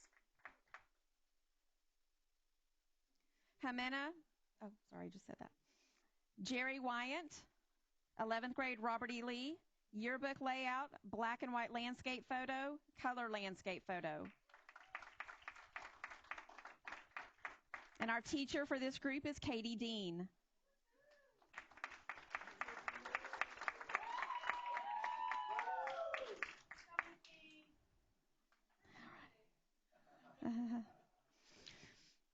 Michelle Hernandez, 10th grader, Robert E. Lee, qualified for forensic science, geospatial technology, GFX solutions, technology problem solving.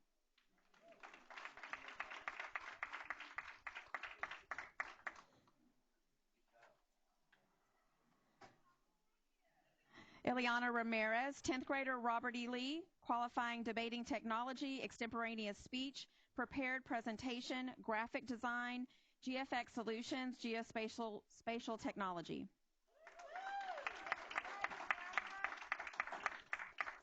Diego Laredo, 12th grade, Robert E. Lee, technology problem solving, GFX solutions, biotechnology.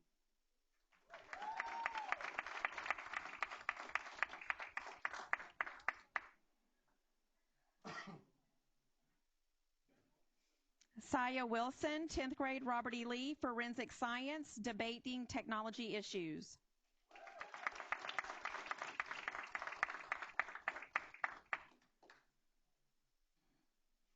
Caleb Pearson, 10th grade, Robert E. Lee, alternate technology problem.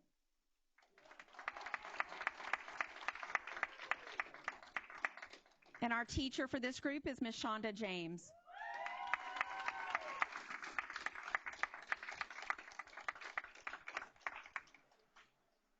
Thank you very much.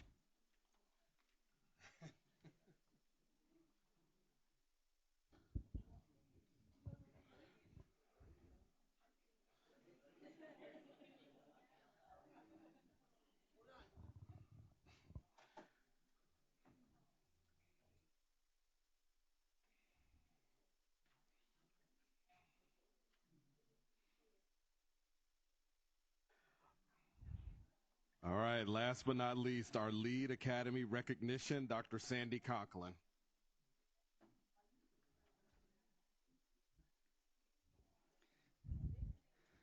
All right, good evening, Dr. O'Brien, Mr. Clem, board members. The ADs would like to recognize the participants for our Lead Academy. The Lead Academy is led by our area executive directors. It is a unique leadership development program for current assistant principals who aspire to lead in a principal or district level role. The program is designed to support the growth of strong educational leadership skills, leading to improved student learning and overall organizational effectiveness. Participants were chosen after an application process, which included submission of their resume and quality of responses to short essay questions, which were scored using a rubric created by a district committee. In addition, selected candidates had to receive a favorable recommendation from their campus principal. Participants engaged in discussions and activities around topics that included instructional leadership, climate and culture, data-informed decision-making, professional learning communities, and preparedness for administrative interviews. In addition, each participant had to develop an action learning project to address an area of need on their campus. They presented these projects to their peers, principal, and members of the Executive Council on March 29th. We are proud of the work that they have done and look forward to seeing the impact that they have as they continue to lead on their campus and in our district. At this time, we'd like to recognize Anissa Canton.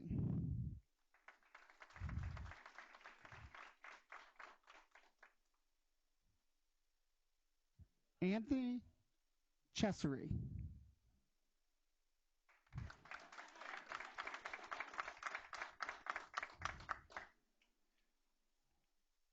Kevin Grader.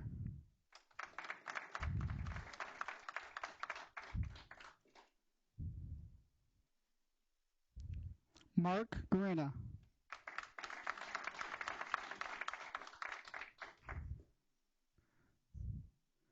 Charlotte Harris.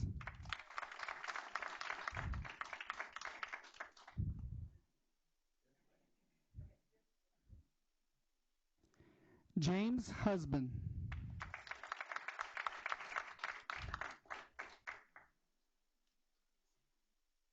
Trent Manuel.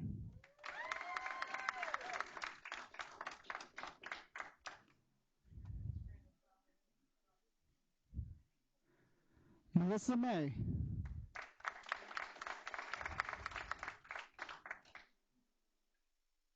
Nawasa Sherman.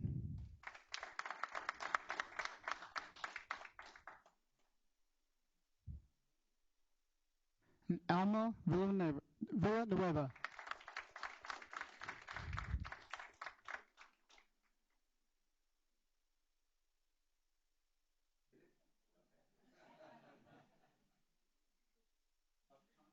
Yes. Mr. Foxworth? Thomas?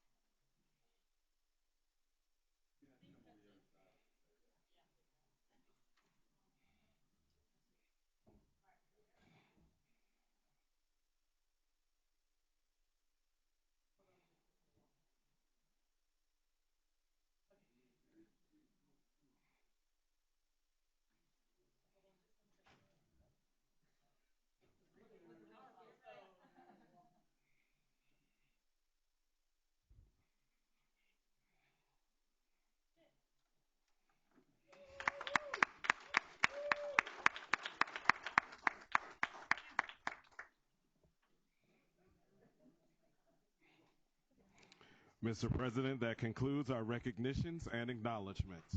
Really? Thank you, Dr. McCall. Yeah, the end of school is near, so recognitions are fun. We will now have a public hearing. I trust you can all read what's on the agenda, so we'll have Ms. McKay come up and... That's correct. Ms. McKay. Yeah. Do I have to declare the hearing open, or do you do that? Our hearing is now open. Good evening, everyone. Did you say it came on the second you did that? This is our standard yearly thing that we're required to do, is to give input. And before I start, I would say that we sent input surveys out so that people could answer those, and so we'll take that also into consideration. So to begin with, these are all of the federal applications we're going to kind of touch on tonight so that we do it in one swoop instead of having 4 or 5 different ones. So this is a Republic comment time for ESSA, IDEA, Carl Perkins, and the ESSER programs that we have in our district. Students, parents, school district staff, as well as business and community members always have an opportunity to express their opinion regarding the design, planning, and implementation of the federal program grants that we have. Our ESSA program consists of Title I Part A, which is improving our basic programs, and that is funds that provide supplemental resources to help schools with high concentrations of students from low-income families and provide some high-quality educational services. Our Title I Part C is our migrant education program. These funds provide supplemental instructional and support services for our migrant students and their families, as well as conduct identification and recruitment, data collection, and records transfer as required by law. Our Title II Part A is building systems of support for excellent teaching and leading. It is for both teachers and our administrators in the district. Funds are provided for improving teacher and principal quality and increasing the number of highly qualified teachers in the classroom, as well as highly qualified principals and assistant principals in our schools. Title III Part A is for our English language acquisition, and these funds provide supplemental resources to help ensure that students who are English language learners attain the English proficiency at the high levels in core academic subjects. And Title IV Part A is our student support and academic enrichment grants. And these funds provide supplemental resources to support a well-rounded education, safe and healthy students, as well as effective use of technology. Moving into IDEA. The first part is IDEA Part B. These funds provide supplemental resources to help the district identify students for special education services and provide these services for students ages 3 to 21. IDEA Part C provide the supplemental resources to help us identify students that might need to have services from the ranges of infancy to 2 years old. And then we have deaf education. These funds are providing supplemental resources to help the district identify students for special ed and provide services of students who are deaf or hard of hearing. And we move into Carl Perkins.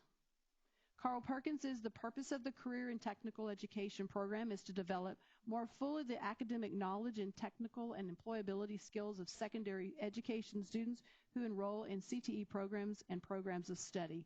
And I'm going to deflect for a moment. I think that big, long line of individuals that we had rolling through here certainly says we're doing a great job with this one.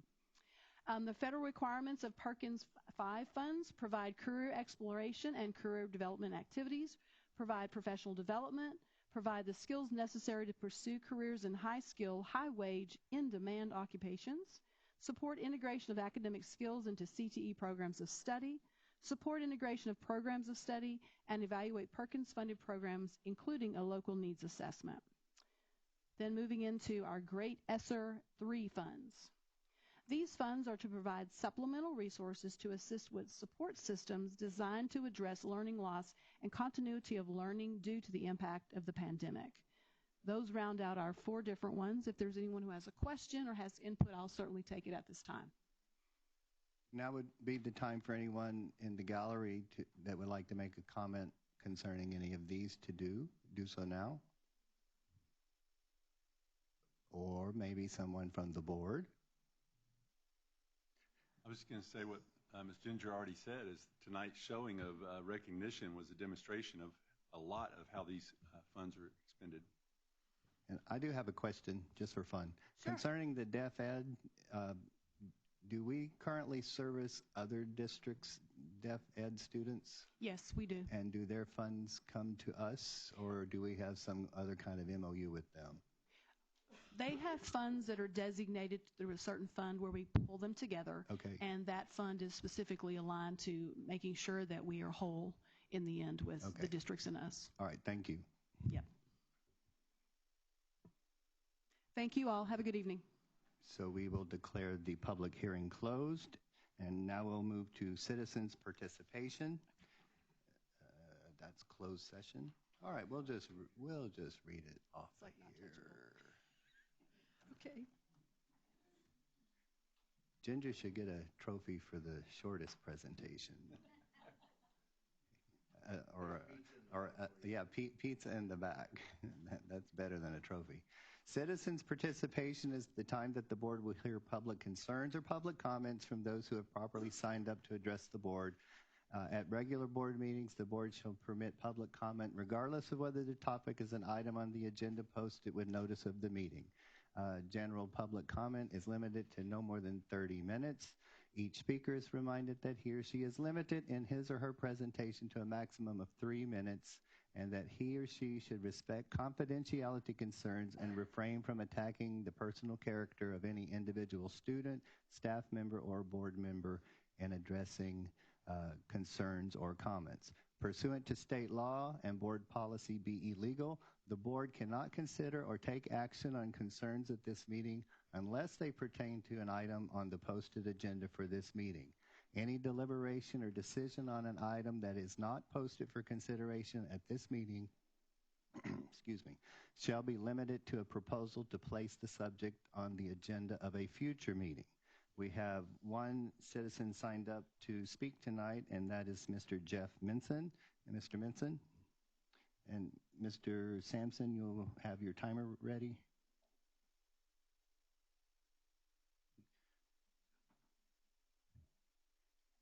Mr. Minson, you know the drill. Yeah. And his clock ready, but I'll start anyway so we can get go through ahead. This. Superintendent O'Brien, Mr. President and the board, I'm here to again talk about the Special Olympics at Goose Creek. 2 weeks ago, the city of Baytown hosted with Goose Creek Special Olympics, the annual Special Olympics area track meet. With 5 area teams and more than 100 athletes, the Lee High School track was filled with renewed excitement after more than 2 years of absence. This wonderful tradition for more than 40 years, and the first event brought back sweet memories and a need to redirect my thoughts on what I was going to present this evening. That event was 2 young girls, little athletes, perhaps 8 or 9 years old, no more than 4 feet high, lined up for the 40-yard dash. At the sound of the gun, they were off, dashing down the track with a crowd, parents and volunteers and officials cheering them on. About halfway down the track, one of the little girls looked up and saw, maybe for the first time, the cheering and waving crowd. And then, to the awe of the audience and the crowd, she slowed and then started to wave to everyone in the crowd. That reaction was explosive, as we in the crowd were reminded of the joy these Special Olympics athletes bring to our lives. Goethe once said, "Things that matter the most should never be at the mercy of things that matter the least." So tonight, I want to focus on the future, not the past, for these wonderful children.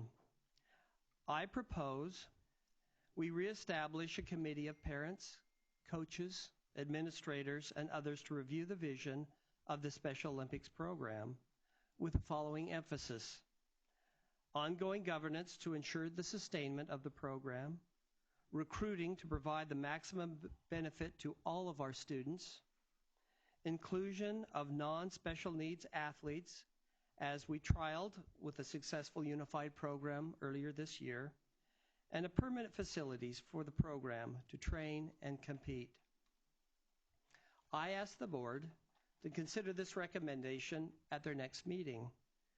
I have talked to many parents who are willing to put the past behind them for promises made and want to build on the future. We are ready, and I appreciate your understanding. Thank you. Thank you, Mr. Minson. No comments are required, obviously, for public speaking, but I want to say thank you for your comments tonight. We appreciate that.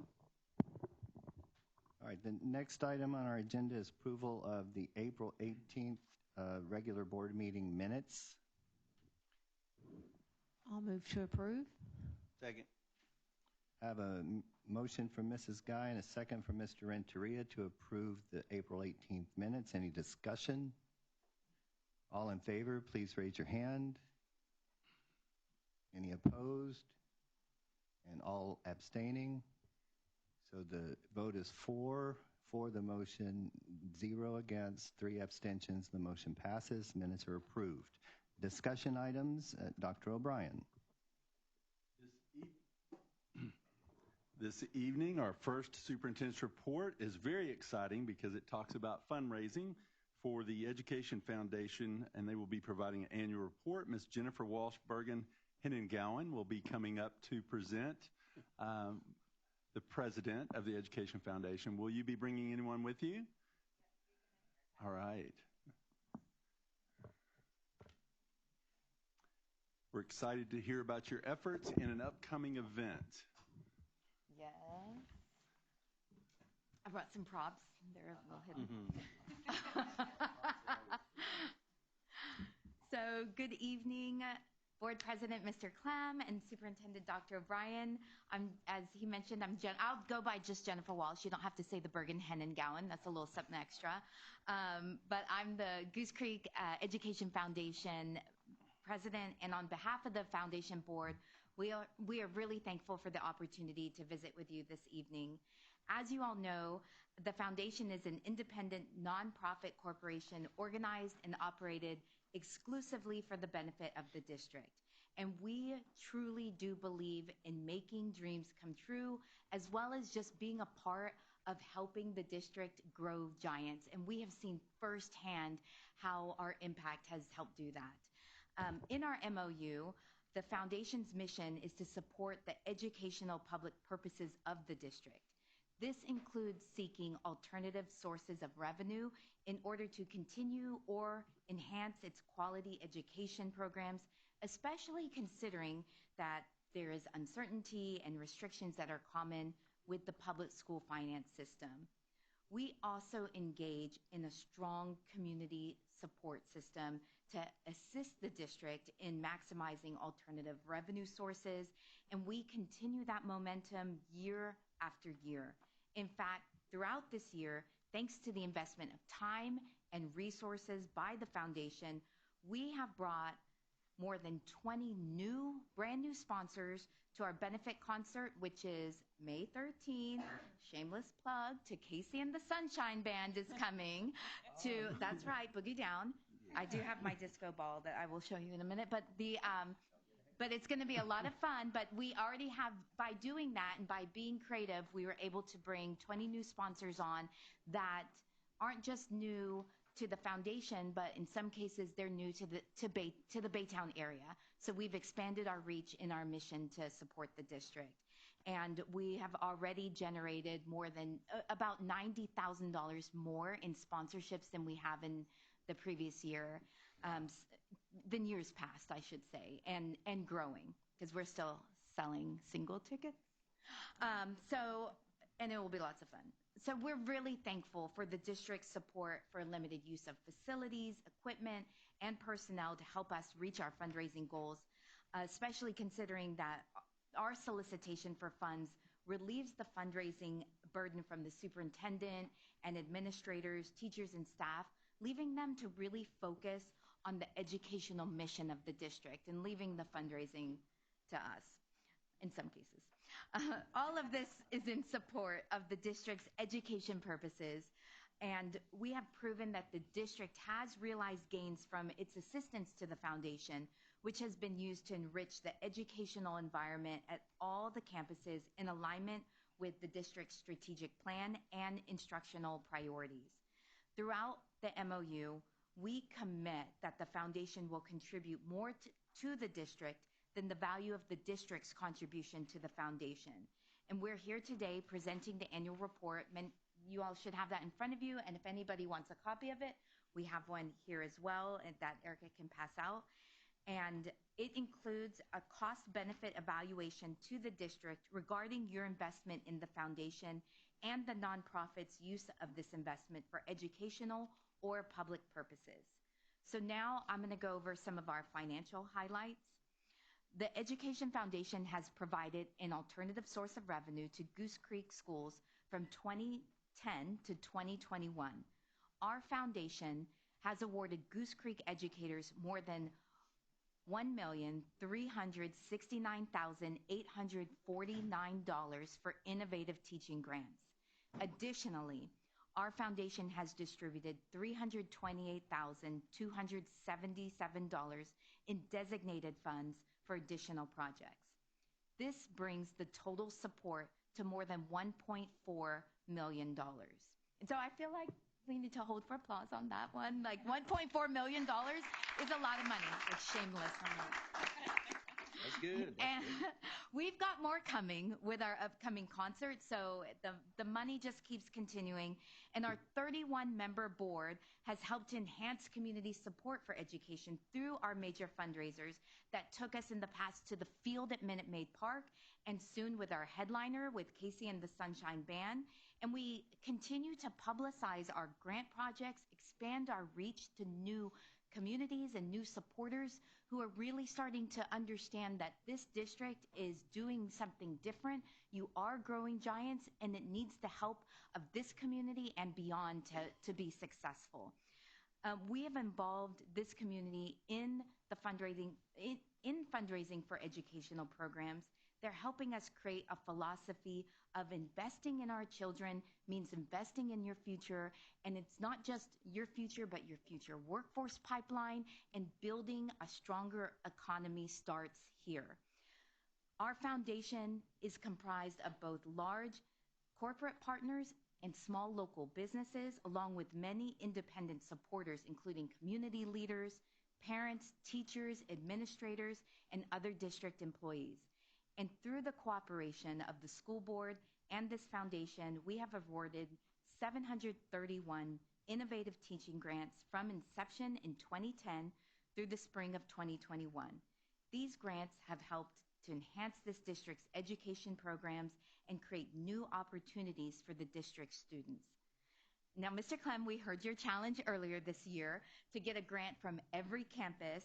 So some of the things that we did to really try and incentivize and get that was we had every teacher who submitted a grant were submitted into a raffle to get tickets to the concert. Again, something that we were thinking about when expanding and doing something different was how can we get more teachers involved, more educators at a price point that's affordable, but also leveraging it to get people to apply for grants. So thanks to our outreach efforts and those types of incentives, we had applications from 27 out of the 28 schools. So we have improved, but next year we're going to get all 28. Like we're going to keep going and keep I'm just kind of like, hey, help us out there. And so we also support the Student Choice Awards banquet, which we just had a few weeks ago, which is one of those events where we allow graduating seniors to honor educators who have impacted their lives. It was an emotionally touching event. We had videos where the students were reading their letters. Unbeknownst to them, the educators were listening and came out and surprised them. And it really was that moment of where you realized how much of an impact one person can make in somebody's life.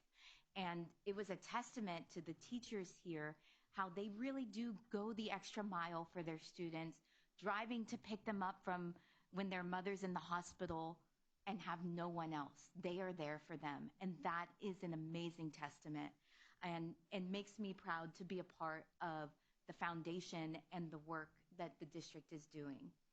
So switching gears to a financial standpoint, is the support that the district has received from 2020 to 2021 that we received was estimated at about $73,000 based on support from the communications director, foundation secretary, communications secretary, and other communications, multimedia, website personnel, including facilities, office, utilities, equipment support, for the employees during business hours. But that also includes some of the support that we've received from the foundation director. And let me say, from a personal note, just having her as a part of our board makes such a difference in elevating where we're going and improving the professionalism of our nonprofit, taking more of a strategic approach, but also just she has unmatched energy and passion for this foundation and the district, having been a product of the district, having her mother worked here. It makes a difference in bringing in making a difference to the employees here. So thank you for letting. I think we all agree you're hired. Yeah. Right? So with that, I think that you'll be pleased on your return on investment. The contribution from the foundation from 2020 to 2021 is $450,433 awarded. And this includes $102,995 from 2021 spring grants, $328,227 through in-kind donations, and $19,211 in designated funds. 45 grants were awarded to 18 campuses, and designated funds were distributed, and the Student Choice Awards banquet was held, which supports the public purpose, creating a net return on investment of $376,897. In 2010, we awarded just over $39,000 in grants, to most recently in 2021, awarding almost $102,995 in grants. So now, on behalf of the Goose Creek ISD Education Foundation, the donors, and our board, I'm pleased to announce that we have identified 50 grants totaling $220,829.66. Because every penny counts when we're giving out money. So we are presenting this donation to the Board of Trustees for your consideration. And might I add, this is the highest amount that has been awarded since the inception of the foundation. Ms. Walsh, I wanted to ask, I know Ms. Susan Harper is Vice President of Programs, and one of your duties, Ms. Harper, is to evaluate each of the grants that comes in from our teachers. For teachers who may be listening, are there any hot tips on how a grant, an innovative grant, may be awarded that after you've gone through all the ones that we went through this year with your team, any points of interest on the way a person should submit that application? Yes, I think be thorough as far as what your request is, and to realize that a lot of our people who are serving aren't necessarily from the education arena. And so being clear as far as what you're actually asking for, be innovative of what it might not be something that our district is able to fund at this moment, but we can be a catalyst for something that can be brought in further down the road. So just be thorough, think about who you're talking to, and also as long as it matches the ideals of the district as well. And I've seen those grants to be awarded anywhere from $100 up to $4,000 or $5,000. So it's really subject to the effort put forth in seeking that scholarship or that grant. Yes, it could be $100, it could be $10,000. We look at them all. Did I hear someone say you have money? For us tonight. We do, right. a big check. Mr. Clem, and we had join me. nearly 100 submissions this year. We did. I'll leave my disco ball.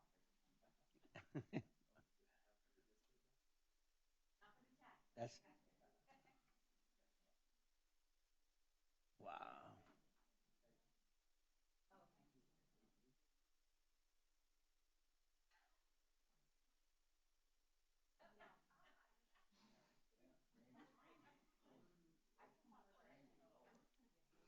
You did a good job, Randy.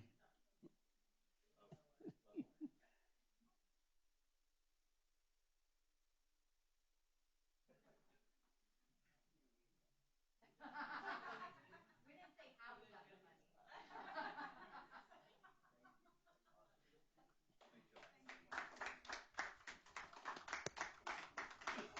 So we do hope to see all of you out there. I do have my I carry this around with me, so I was ready with my disco ball. So we hope to see everybody there. It should be a great time, and we are raising money up until the day. So come on out. Tickets start at $30. Thank you. Thank you for a wonderful report. Next year, can y'all bring boys to men? We're taking requests.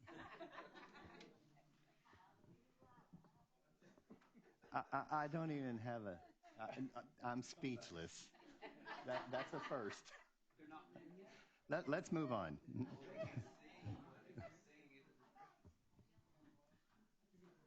Let's move on. All right. Our next superintendent's report is Optional Flexible School Day Update by Dr. Conklin.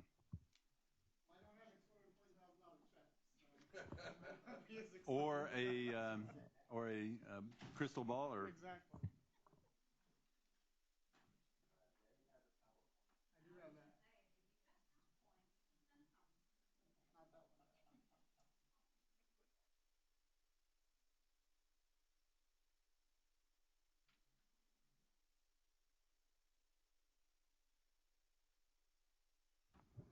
All right, good evening, Mr. Clem, Board President, Dr. O'Brien, school board members.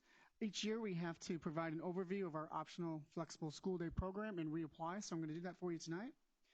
Remember, the goal of the optional flexible school day is to improve graduation rates for our students who may be in danger of dropping out. We also offer this program for students who are part of our innovative schools, so like our early college, high school, or school with an approved innovative campus design. The program is designed to target students who might be struggling with the following or be obligated to the following: seeking employment so that they can support their families, providing child care at home, if they may have a documented history of being unable to be successful at their traditional high school, students who have dropped out and wish to return to school. Students participating in this program, they may attend a fixed or flexible schedule. It does not have to meet the requirement of the traditional 180 days school day or 5 days a week. So some of the instructional arrangements that we use are weekend or night classes, extended day classes, classes offered throughout the year, flexible schedules, and then credit recovery classes. The traditional attendance rule requiring students to receive instruction for a minimum of 4 hours per day in order to get ADA does not apply here. Funding does get earned if students have contact minutes, 45 minutes at any given time. That's how they earn the ADA for the OFSD. To participate, we must submit an annual application notifying TEA that it plans to participate. In that application will require our description of our plan, what our staffing requirements will be, schedules that we'll have, and then how we're going to account for student attendance. Is there a trophy for fastest report? Oh, we're not done with you. All right. Yeah, you just think you're finished. Just some additional information. Right now, PD Highland is really where our main campus where students are taking advantage of this program. There's about 40 students there now taking advantage of that. Peter Highland, sorry.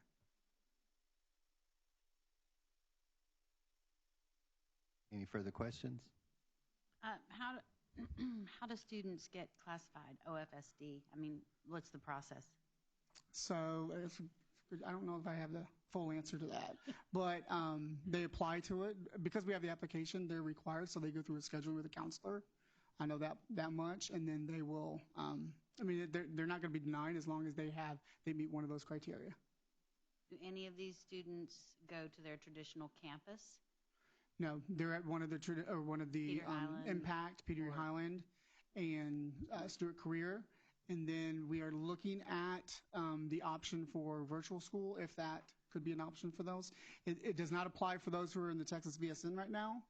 But with the new rules, who are in the what? The Texas Virtual School Network. Oh, okay. Yeah. And that does not apply. But with the new rules with virtual school, we're looking into see if we can add that as an option for those students as well. Anybody else? All right. Thank you, Dr. Conklin.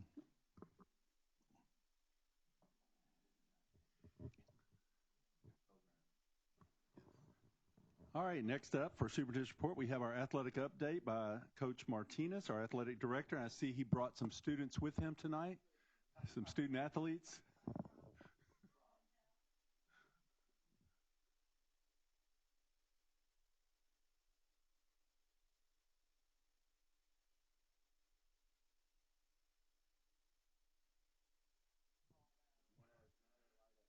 I think you'll be impressed with what they have to report this spring. Our student athletes have done remarkable things, including this Friday, if you're available.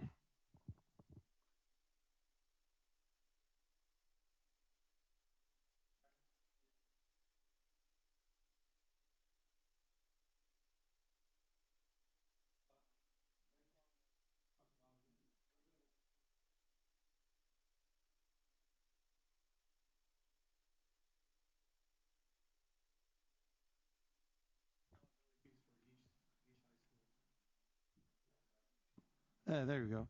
We're kind of, we want each high school to stay accountable throughout the school year, not just during their season. And one of our first priorities is accountability. The total number of athletes at Sterling, as you can see, 629, 91% passing rate. And I'm going to skim through these quick. Total number of athletes at Lee, 381, and with a passing percentage of 89. Then you look at Goose Creek Memorial with 403 and a passing percentage of 80. Let's go to the next one. There we go. Okay, just adding on to this, it brings a grand total of 1,413 athletes and total number of passing 1,235 and gives us a passing percentage of 87%. The academic championship belt was pretty much held on throughout the entire year by Sterling High School. We have the student athletes send us a picture once the belt is given to them. The coaches take them in the gym. As you can see, they kind of become a little bit creative as they submit their what does that say? Fancy pictures to us. Three-peat. We couldn't see the P. We thought they were going to eat something, but we weren't sure what. It says three-peat. Okay. Yeah, three-peat. That's pretty cool. The next one. We carry it on over to the junior high. One of the things that Coach Smith and myself, along with these men beside me, we're taking a lot of pride in organizing the junior highs. We want the vertical alignment to take place, and this is part of the process that has to go through that. Not just with us, preparing them to be athletes. They're student athletes, and students first, athletes second. So we take that accountability all the way down. We're actually going to push even our sixth graders this year that are coming in. So with this accountability piece, as you can see, the junior high is doing an outstanding job, and they're pretty competitive with what they're doing. With CBJ, 134, passing percentage 97. EF Green, our newest school, 218 athletes with a 95% passing percentage, and Horace Mann at 205 with 89. Gentry 215, 95%. And then as you can see, Highlands at 165 with 90, and Baytown Junior 147 and 83% passing percentage. So we're kind of mirroring these programs down on every aspect that we're going to go over today with 1,084 total number of athletes with 994% passing rate at the junior high level. There's their academic champion. I don't think they've got a three-peat. They may have a repeat, but this is a Cedar Bayou, and they kind of sat it there, and we are students first, then athletes. So we just we want to take a lot of pride in not only putting a good product on the field, but carrying ourselves in the classroom as well. That's our accountability piece as a total, grand total, junior high and high school. 2,497, total number of athletes passing 2,229, and gives us an 89% passing rate as a whole in the entire district. If we look at this graph right here, this kind of says a lot to Coach Smith and I. We want to have something like this as long as we're here. We want to compare this one, to when we get our reports next year. And what this goes is the number. If you look at the number 3 at the highest point, that's the total number of participants at the highest point. And then you look at the number 3 on the passing percentage. That's when the report card comes out. And then you get almost a mirror image on side to side with how many kids are passing as well as participating. And you can see the drop. There's a drop right there. We're not going to we're not going to hide anything from you guys. This is the time to be upfront. It drops because grades have already come out. So we, of course, we want a straight line across. And then I want you to look at right here on number 6. On 6, the grades go back up. Okay, I'm going to take you back to, if you look at 4, that's when those sports are ending, and we have one sport going on with basketball. So that participation rate has gone down, and it stays down for a little bit until it starts working its way back up the closer we get to report cards. But when we have that many kids participating with that passing percentage, it says a lot. And these are not numbers that are manipulated. These are numbers that pretty much mirror each other if you look at them. So what our goal in this accountability piece for the years to come is to go ahead and place them next to each other year after year after year, and hopefully we can improve academically as well as we want to athletically. So this is just a part of what we're trying to do throughout the entire district. One of our pieces is enthusiasm and competition. We have the Sterling women by district playoffs, made the playoffs for the second year in a row, got knocked out by district against Barbers Hill. Swim, which we're looking forward to water polo that's going to start this year with UIL. Our swim team was a regional qualifier, and coach, I don't know if you have seen this guy. He's one of the biggest individuals you'll ever see.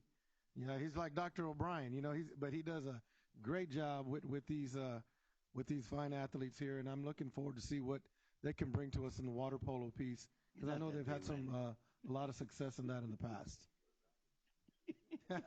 Here we go, Giants. Another, you got, Coach Tremmel just keeps rolling. Another regional tournament qualifier. Couldn't be more proud of that guy. Sometimes people can do it once. You do it twice, it's not a fluke. So we want to keep that rolling. Sterling Track, we have a regional. These are the regional qualifiers. As I'm sure all of you have heard by now, we do have a Cameron Chin who's competing in the state championships next Friday the 13th in Austin. So, I'm sure I would love to see Casey in the Sunshine Band. I'm not going to lie. Right. I would love to go out there and show my moves, but I can't do it because I will be in Austin looking at this young man bring us a state championship in his field. Looking forward to that. You go to Goose Creek Memorial, basketball team had another outstanding year. Probably one of the best basketball games I've ever seen. They're a regional qualifier. The team they took 3 overtimes ended up winning another state championship. And that's a tribute to Coach Heyman and the boys who put together a really, really good run to represent our district very nice. GCM had soccer area round, going 2 rounds, and this region is very tough. So I think they did an outstanding job there, and Coach always does a great job with his young men. Young ladies as well, Coach Weezar. I thought they fell a little bit short. They had an outstanding year. Fell a little bit short getting knocked out of the first round of Barbers Hill, but it was one of the best games that I didn't see from what I've heard. I think it was the last minute go. That it was just, yeah. And I think that comes part of, that's just part of the growing process as well. You're going to grow. You're going to get better from those wins and losses. It's how you react, and I think we're headed in the right direction in a lot of sports here. Powerlifting, we had a state qualifier. Coach Ragsdale sitting to my right here was powerlifting coach there and took a young man and did an outstanding job. Coach, what place did he end up with? Fourth in state in powerlifting. So what a great performance by him. Yeah, that's awesome. Another regional qualifier at GCM. I mean, the athletes keep coming. I know they're pushing. Soccer, regional quarterfinal team, played a very, very good team in League City that night. And I thought Lee held on about as long as they could. But this is definitely a step in the right direction to keep improving on every aspect. Very, very proud of them. And we had another powerlifting state qualifier at Lee High School as well. Trudell, regional qualifier, obviously we know where he's going. Vanderbilt showed his athleticism in the regional meet, and think he ended up second there. These are the community service hours. That is part of our process and our evaluation of the coaches, not only the head coaches, but the campus coordinators. We look at GCM with 1,551 community service hours, Sterling with 1,221, and Lee with 439.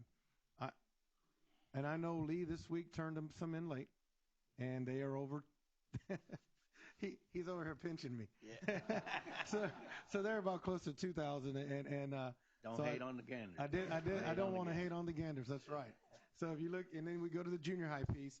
Again, I want you to notice that they mirror each other because it's very important to us with the vertical alignment piece throughout the entire process. With Gentry having 502 community service hours, EF Green at 344, Horace Mann at 195, Highlands at 193, and Baytown Junior 122, and Cedar Bayou 103. This is our portrait of an athlete. We try to be just like our district has a portrait of a graduate. We look for enthusiasm, competition, college ready. I know for junior high, that should be high school ready / college. And then our community, how are we serving our community, and accountability. Again, we're gonna hit on these really hard every year and try to improve on these every year. With that comes success on and off the field. We definitely want it on. We're ready for it. We're making a lot of moves to get better on the field as well. We don't take that lightly, but we want to be well-rounded individuals when they graduate from high school. And I think that's it, and here we grow giants. So I don't know if they have any questions for us. I do have the coaches here who are on the campus every day, who without them, without their leadership, this information is not presentable. This is entirely a team effort from top to bottom. So I got a question. How much communication the three coaches, head coaches, campus coordinators have with their kids every day, for us, the ones that are still eligible to play, your juniors, sophomores, freshmen? Are y'all in contact with them all the time? You know, in other words, communicating with them and kind of counseling them then, because you have a lot of kids that come from environments that are not the most wholesome environment, but they looking for somebody to look up to. Because I know when I was in high school, I know we had a lot of kids like that. So, and I went to high school in this district. So that's, I think it's real important for, if you're a head coach or you're the campus coordinator, whatever, I think that communication with these kids all the time, I know it gets kind of monotonous, but I think that your programs, for as football, at least that's what I know about. But I just wonder, do you have a lot of communication with kids, and do you see kids that are kind of wavering? Because it's easy to get influenced nowadays. And, and you can step in and just say, what's wrong, what's going on? Because a lot of kids look up to coaches. And, and that's a fact. And coaches need to look at kids and say, hey, what's going on? What's going on in your life today?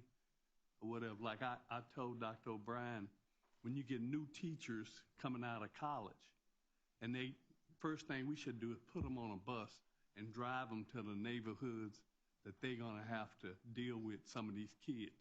Instead of the first time a kid cuss you out, you go to the office.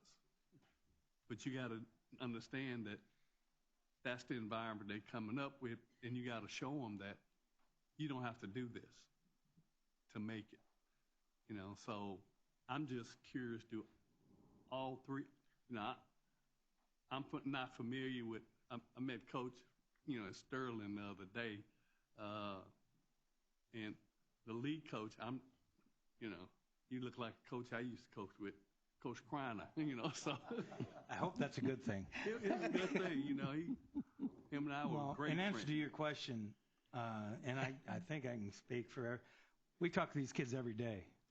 And they all have their challenges, different challenges that we try to dig into besides just the athletic period. So every day there's a conversation about, how they're supposed to not just perform, but act, behave.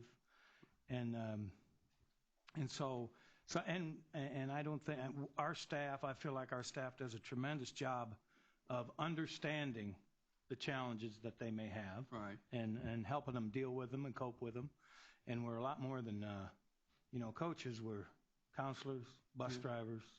So we pretty much handle it all. I know at our place we do, and I'll let them speak for. But one of the reasons I grew up in Illinois, and that was a long time ago. I don't want to talk about how long, but sorry to hear that. The reason I played football in college for a couple of Texas guys, so that's how I made the transition.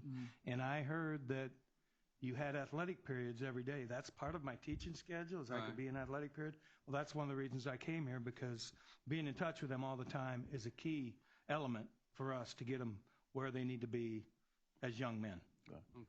The key element was you came to the right school. You're a gander. We're not going to get into that, so. But, yeah. Well, I'm going to say this. When he said talking to kids and what kids go through and some of the distractions that they have, absolutely sure they have so many distractions these days, but I am a product of the system. I am a product of, if it wasn't for my coaches, my mom had a third grade education, my dad had a first grade education. It was always either you're going to work in the field, become a farmer, or you're going to go to the service. If it wasn't for my coaches guiding and leading me, my mom knew nothing about the SAT, ACT, how to fill the forms out. So as you get into this profession, this is what you want to give back. Right. My coach that brought me along the way, I didn't know what a certain type of spoon was, or fork, or I didn't know what an appetizer was until my coaches and my mom them didn't know. So as I take this journey in my 24 years of this profession, what I try to give back to my student athletes is, the football and the social media, they're going to see that, but how to deal with different situations and how to deal with different people that come around. And I still talk to them about the 30-second talk, that you get an opportunity to impress somebody as you meet that person in the elevator. So our kids, and what I try to give back, yes, all my kids grown, so I talk to these kids too much sometimes about. Right. Sometimes it's about little things that they want to talk about. Sometimes it's major things, and you'll get a lot of our kids, and I'm pretty sure I can say this, you get a lot of our kids these days will tell coaches more than they will tell their parents or their sisters and brothers. So for me and for these kids that we talk to every day, and these days you can't take anything lightly. If a kid says something, they have issues, I know in our office we stop and drop everything. We have open door policy. So this is why I'm in the profession, and man, and I can honestly say that our kids, they most definitely keep us on our toes, but they have so many distractions. So a lot of times we spend our time counseling or talking to our kids, and because when you truly say you got to build relationships first, if you build a relationship, they will play for you, and they will, the most gratification thing about this is when the kid graduates and he comes back and says, "Coach, you saved my life." That's what we're in it for. So that's my little pit. That was good. From my standpoint, I believe these gentlemen just said pretty much everything I was going to say. If I was going to add anything, it would be, we can't just sit here and think that it's all about the athletic piece to it. I believe that applies to all extracurriculars. It applies to, the cheerleader sponsor, the band director, and we get the same conversations out of the same, because they're the same kids, and we all do the same job. So, kudos to, I know we're sitting here as an athletic staff, but it's every extracurricular that we can think of, and not just extracurricular, it's teachers too. But I'm saying that because we're talking about things that are outside of, let's say, the classroom. That's important to kids, because sometimes you do get that kid that's here for this, and that's the most important thing that I can say about where I am on our campus is Sometimes you have to deal with that kid that's not there necessarily for classroom stuff. Maybe they just came to school for this, and you got to convince them that, you know what, education is valued because of this, right, because of your future. And those conversations are had daily. I can't tell you how many kids have, in my 21 years, 22 years, have come to me or come to fellow coaches, and not just while they're in school, but while they're outside of school, and they're coming back and they're thanking you about how you led them, how you counseled them, how you helped them through things. Right. But again, I don't think that just applies to us in the coaching world. I believe that applies to all extracurriculars, and that's why I'm a big proponent of it. Yeah, my curiosity, because I know that if you set an example and your kids see what you are doing as that example, then you turn around and do opposite of what you telling him to do, then why should he have confidence in you as a coach? And that's what I look at for as coaching. If you're going to say, hey, I'm not going to smoke weed or not going to drink, then he turn around looking and see you out there drinking and smoking weed, it was a wasted conversation. So the thing I'm just saying for is our... I drink. Huh? Just saying. Well, I'm just saying. But, that's my feeling from just athletics, because I've been in athletics all my life, and I've had some great coaches, Lou Holtz, Monty Kiffin, Frank Brawls. You name them, I had them. But I've always learned something from someone about something because they held themselves accountable. And that's what I'm looking at from our athletic director. Mr. Martinez is the AD. You are the campus, coordinators or head coach or whatever. But if he's going to be your director, then everybody that's on that campus has to follow. And if he's not doing what he's supposed to do, then, we hate to say that we don't need it, but we just got to be able, as an athletic program, to do best, our very best, and that's what I'm looking for as a board member. I'm not trying to tell you how to do stuff, I'm just telling you that I've seen coaches that in high school that come to work, coach, and then when it's time to go home, they beating everybody else home. And that's not, hey, it's a long time job, and you got to be able to put the time in. And that's what I'm looking for as a board member, but also as a fan of this district. I played at Sterling. Sorry, Mr. Renteria, I know you got to leave. Yeah. We beat y'all during those years. We're going to have to close this down now. Beat y'all. It's about... But as I said, I'm glad y'all came tonight because I was wanting to meet and get to know each one of y'all. That's me personally. I don't know if the rest of the board, Jessica looking at me kind of crazy, but...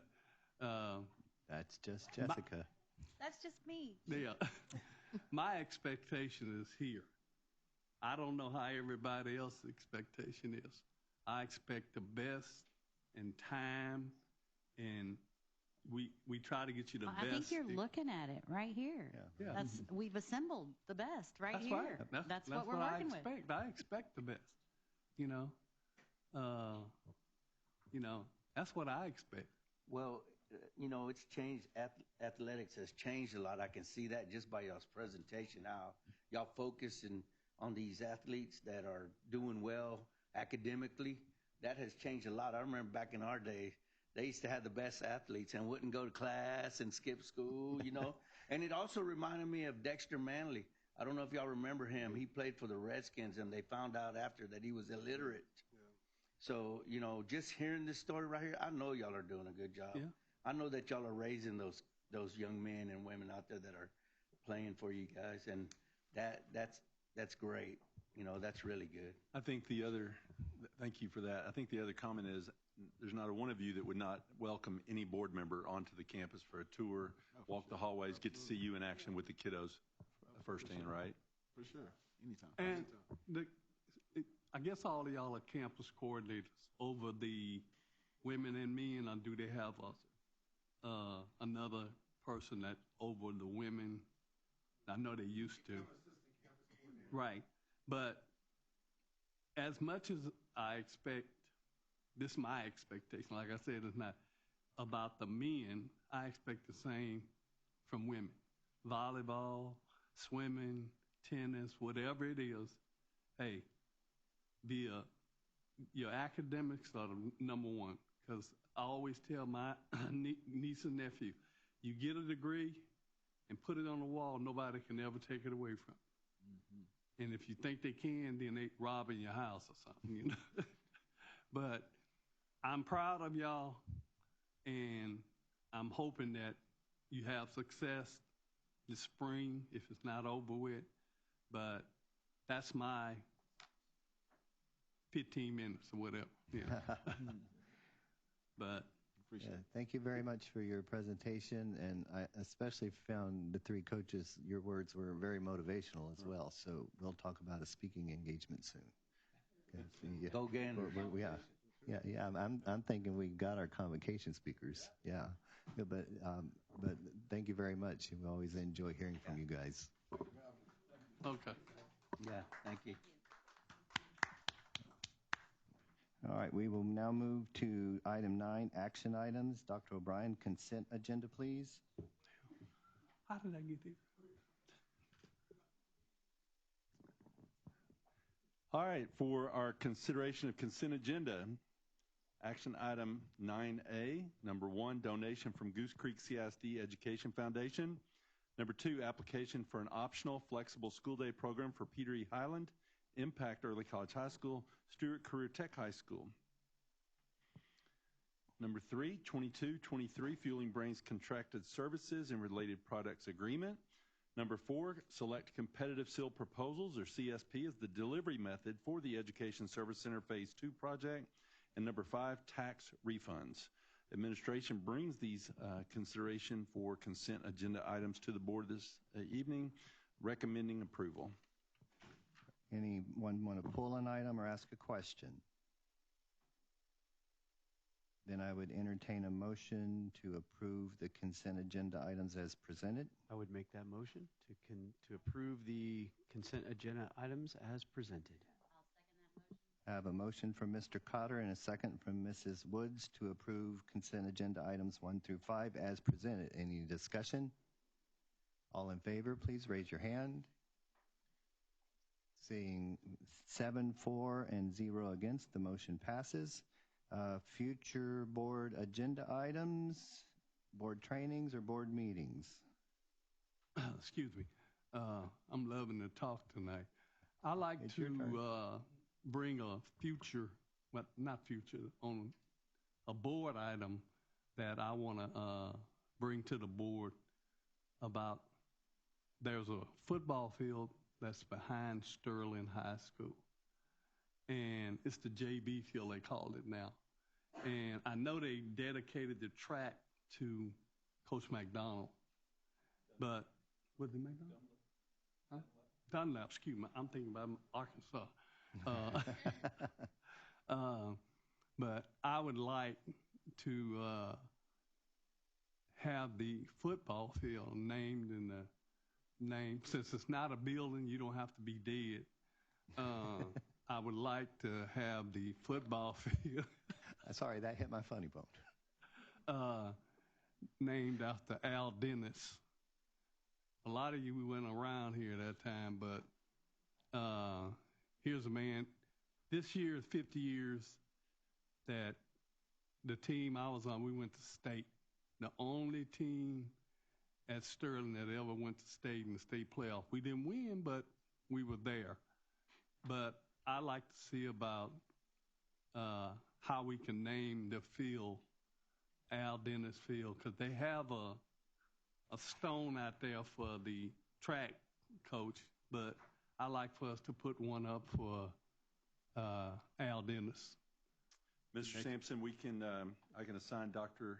Demetrius McCall to do the research on that as the Deputy of Administrative Services and do a little research and provide you with background information for the next board meeting to be considered by the board whole as a consideration for naming of the football field at Sterling High School, if I understood your proposal. Dr. McCall, you accept that challenge, sir? And just to clarify, we're going to name the stadium structure after Mr. Dennis. Yes. And the field. Or not just the field, not just the grass, no, but the stadium structure. Okay. Because the track field is named after. But that's cool. I guess you want to call it the football arena. So it'd be similar to Stallworth Stadium. Right. It'd be the Al Dennis Stadium. Cool. I worked at Sterling a long time, and the legend of Al Dennis still was floating around when I was there, even though I never knew him. Other agenda items, trainings, or meetings that let's clarify the next meeting while it's on my mind. The next meeting is going to be at at EF Green. Wait, help me out here. EF Green. And we're going to begin at 5 o'clock with recognizing our top 10 from all 5 high schools. And then are we going to stay in the auditorium and conduct our meeting from the stage, I presume? Yes. Okay. So if you come here, it's Monday, the 16th. Thank you. The 16th. And everything we do will be at EF Green for the meeting on the 16th, and in the auditorium. Okay. Do we have additional budget workshop or just a budget report? The reception's at 5 on the 16th, and then we'll begin the meeting as close to 6 o'clock as we can, because we'll want to allow plenty of time for our next board or budget presentation, not workshop, but presentation during the superintendent's report. Yes. Reception we'll start the program in the auditorium. Right. And then we'll move to the cafeteria for a reception. Okay. So recognitions in the auditorium, refreshments in the cafeteria, and then the 6 or 7 or 8 of us will retire back to the auditorium for the meeting. Okay, SLI signups are due by? It's open now until May 20. Okay, so you got 22 days. Point of interest for the SLI conference? I know, but what are the dates for that again? 15th through June for San Antonio. 15th to the 18th. Yep. June the 29th through July 2nd. Just for the board's information, Goose Creek CISD has presented for professional development and has applied, and will be awaiting to hear whether or not Ms. Jackson and her team will be presenting a couple of presentations for the SLI conference itself. Cool. That's very exciting. Way to go, Susan. All right. So I guess hearing no further items, we will move to closed session. So the board will now recess into closed session pursuant to the following sections of the Texas Open Meetings Act, Texas Government Code Section 551.071, 072, 073, 074, 075, 076, 082, 083, 084, and 087. No action will be taken while the board is in closed meeting. The time is 8:02.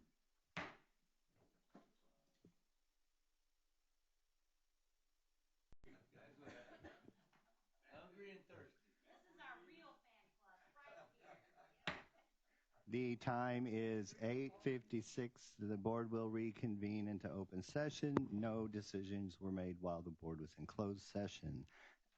Item E, consideration of personnel. Dr. O'Brien. Yes, administration brings before this evening, the board this evening, a recommendation to approve resignations, and retirements, and accept elections as presented. I make a motion to approve. I'll second. I have a motion from Mr. Cotter and a second from Mrs. Guy to approve elections, resignations, and retirements as presented. Any discussion? All in favor, please raise your hand. I see 7-4, which means 0 against. Motion passes. Administration has a few administrative personnel recommendations. One would be to approve the selection of a literacy coach specialist, Dayusha Dunham and Lori Carter. I'll second. Oh, go ahead.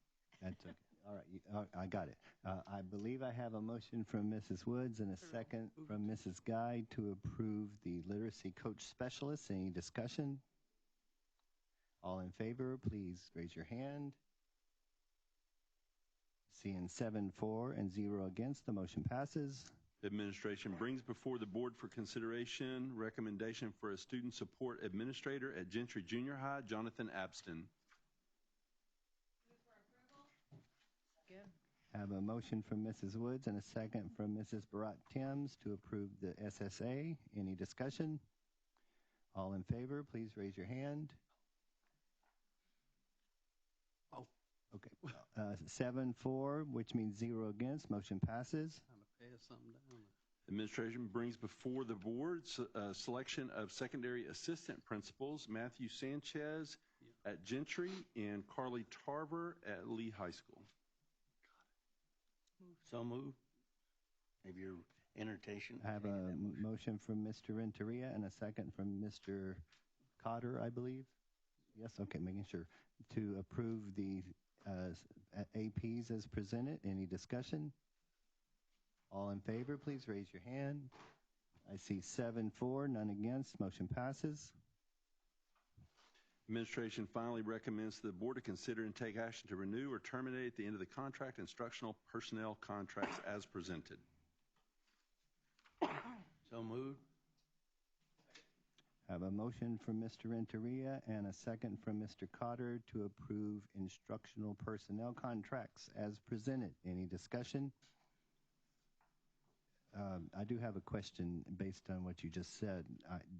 I did not see terminations in that list. Did I there were none. Okay, so I didn't miss it. All right, so any other discussion?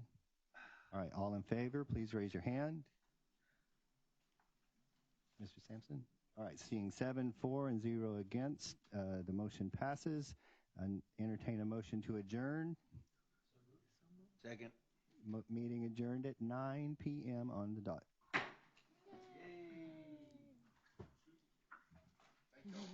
Thank you. Good night, everybody. Take one here, Shay. That's okay. That's okay. No, you were flipping, so I didn't want to. It's low carb, too.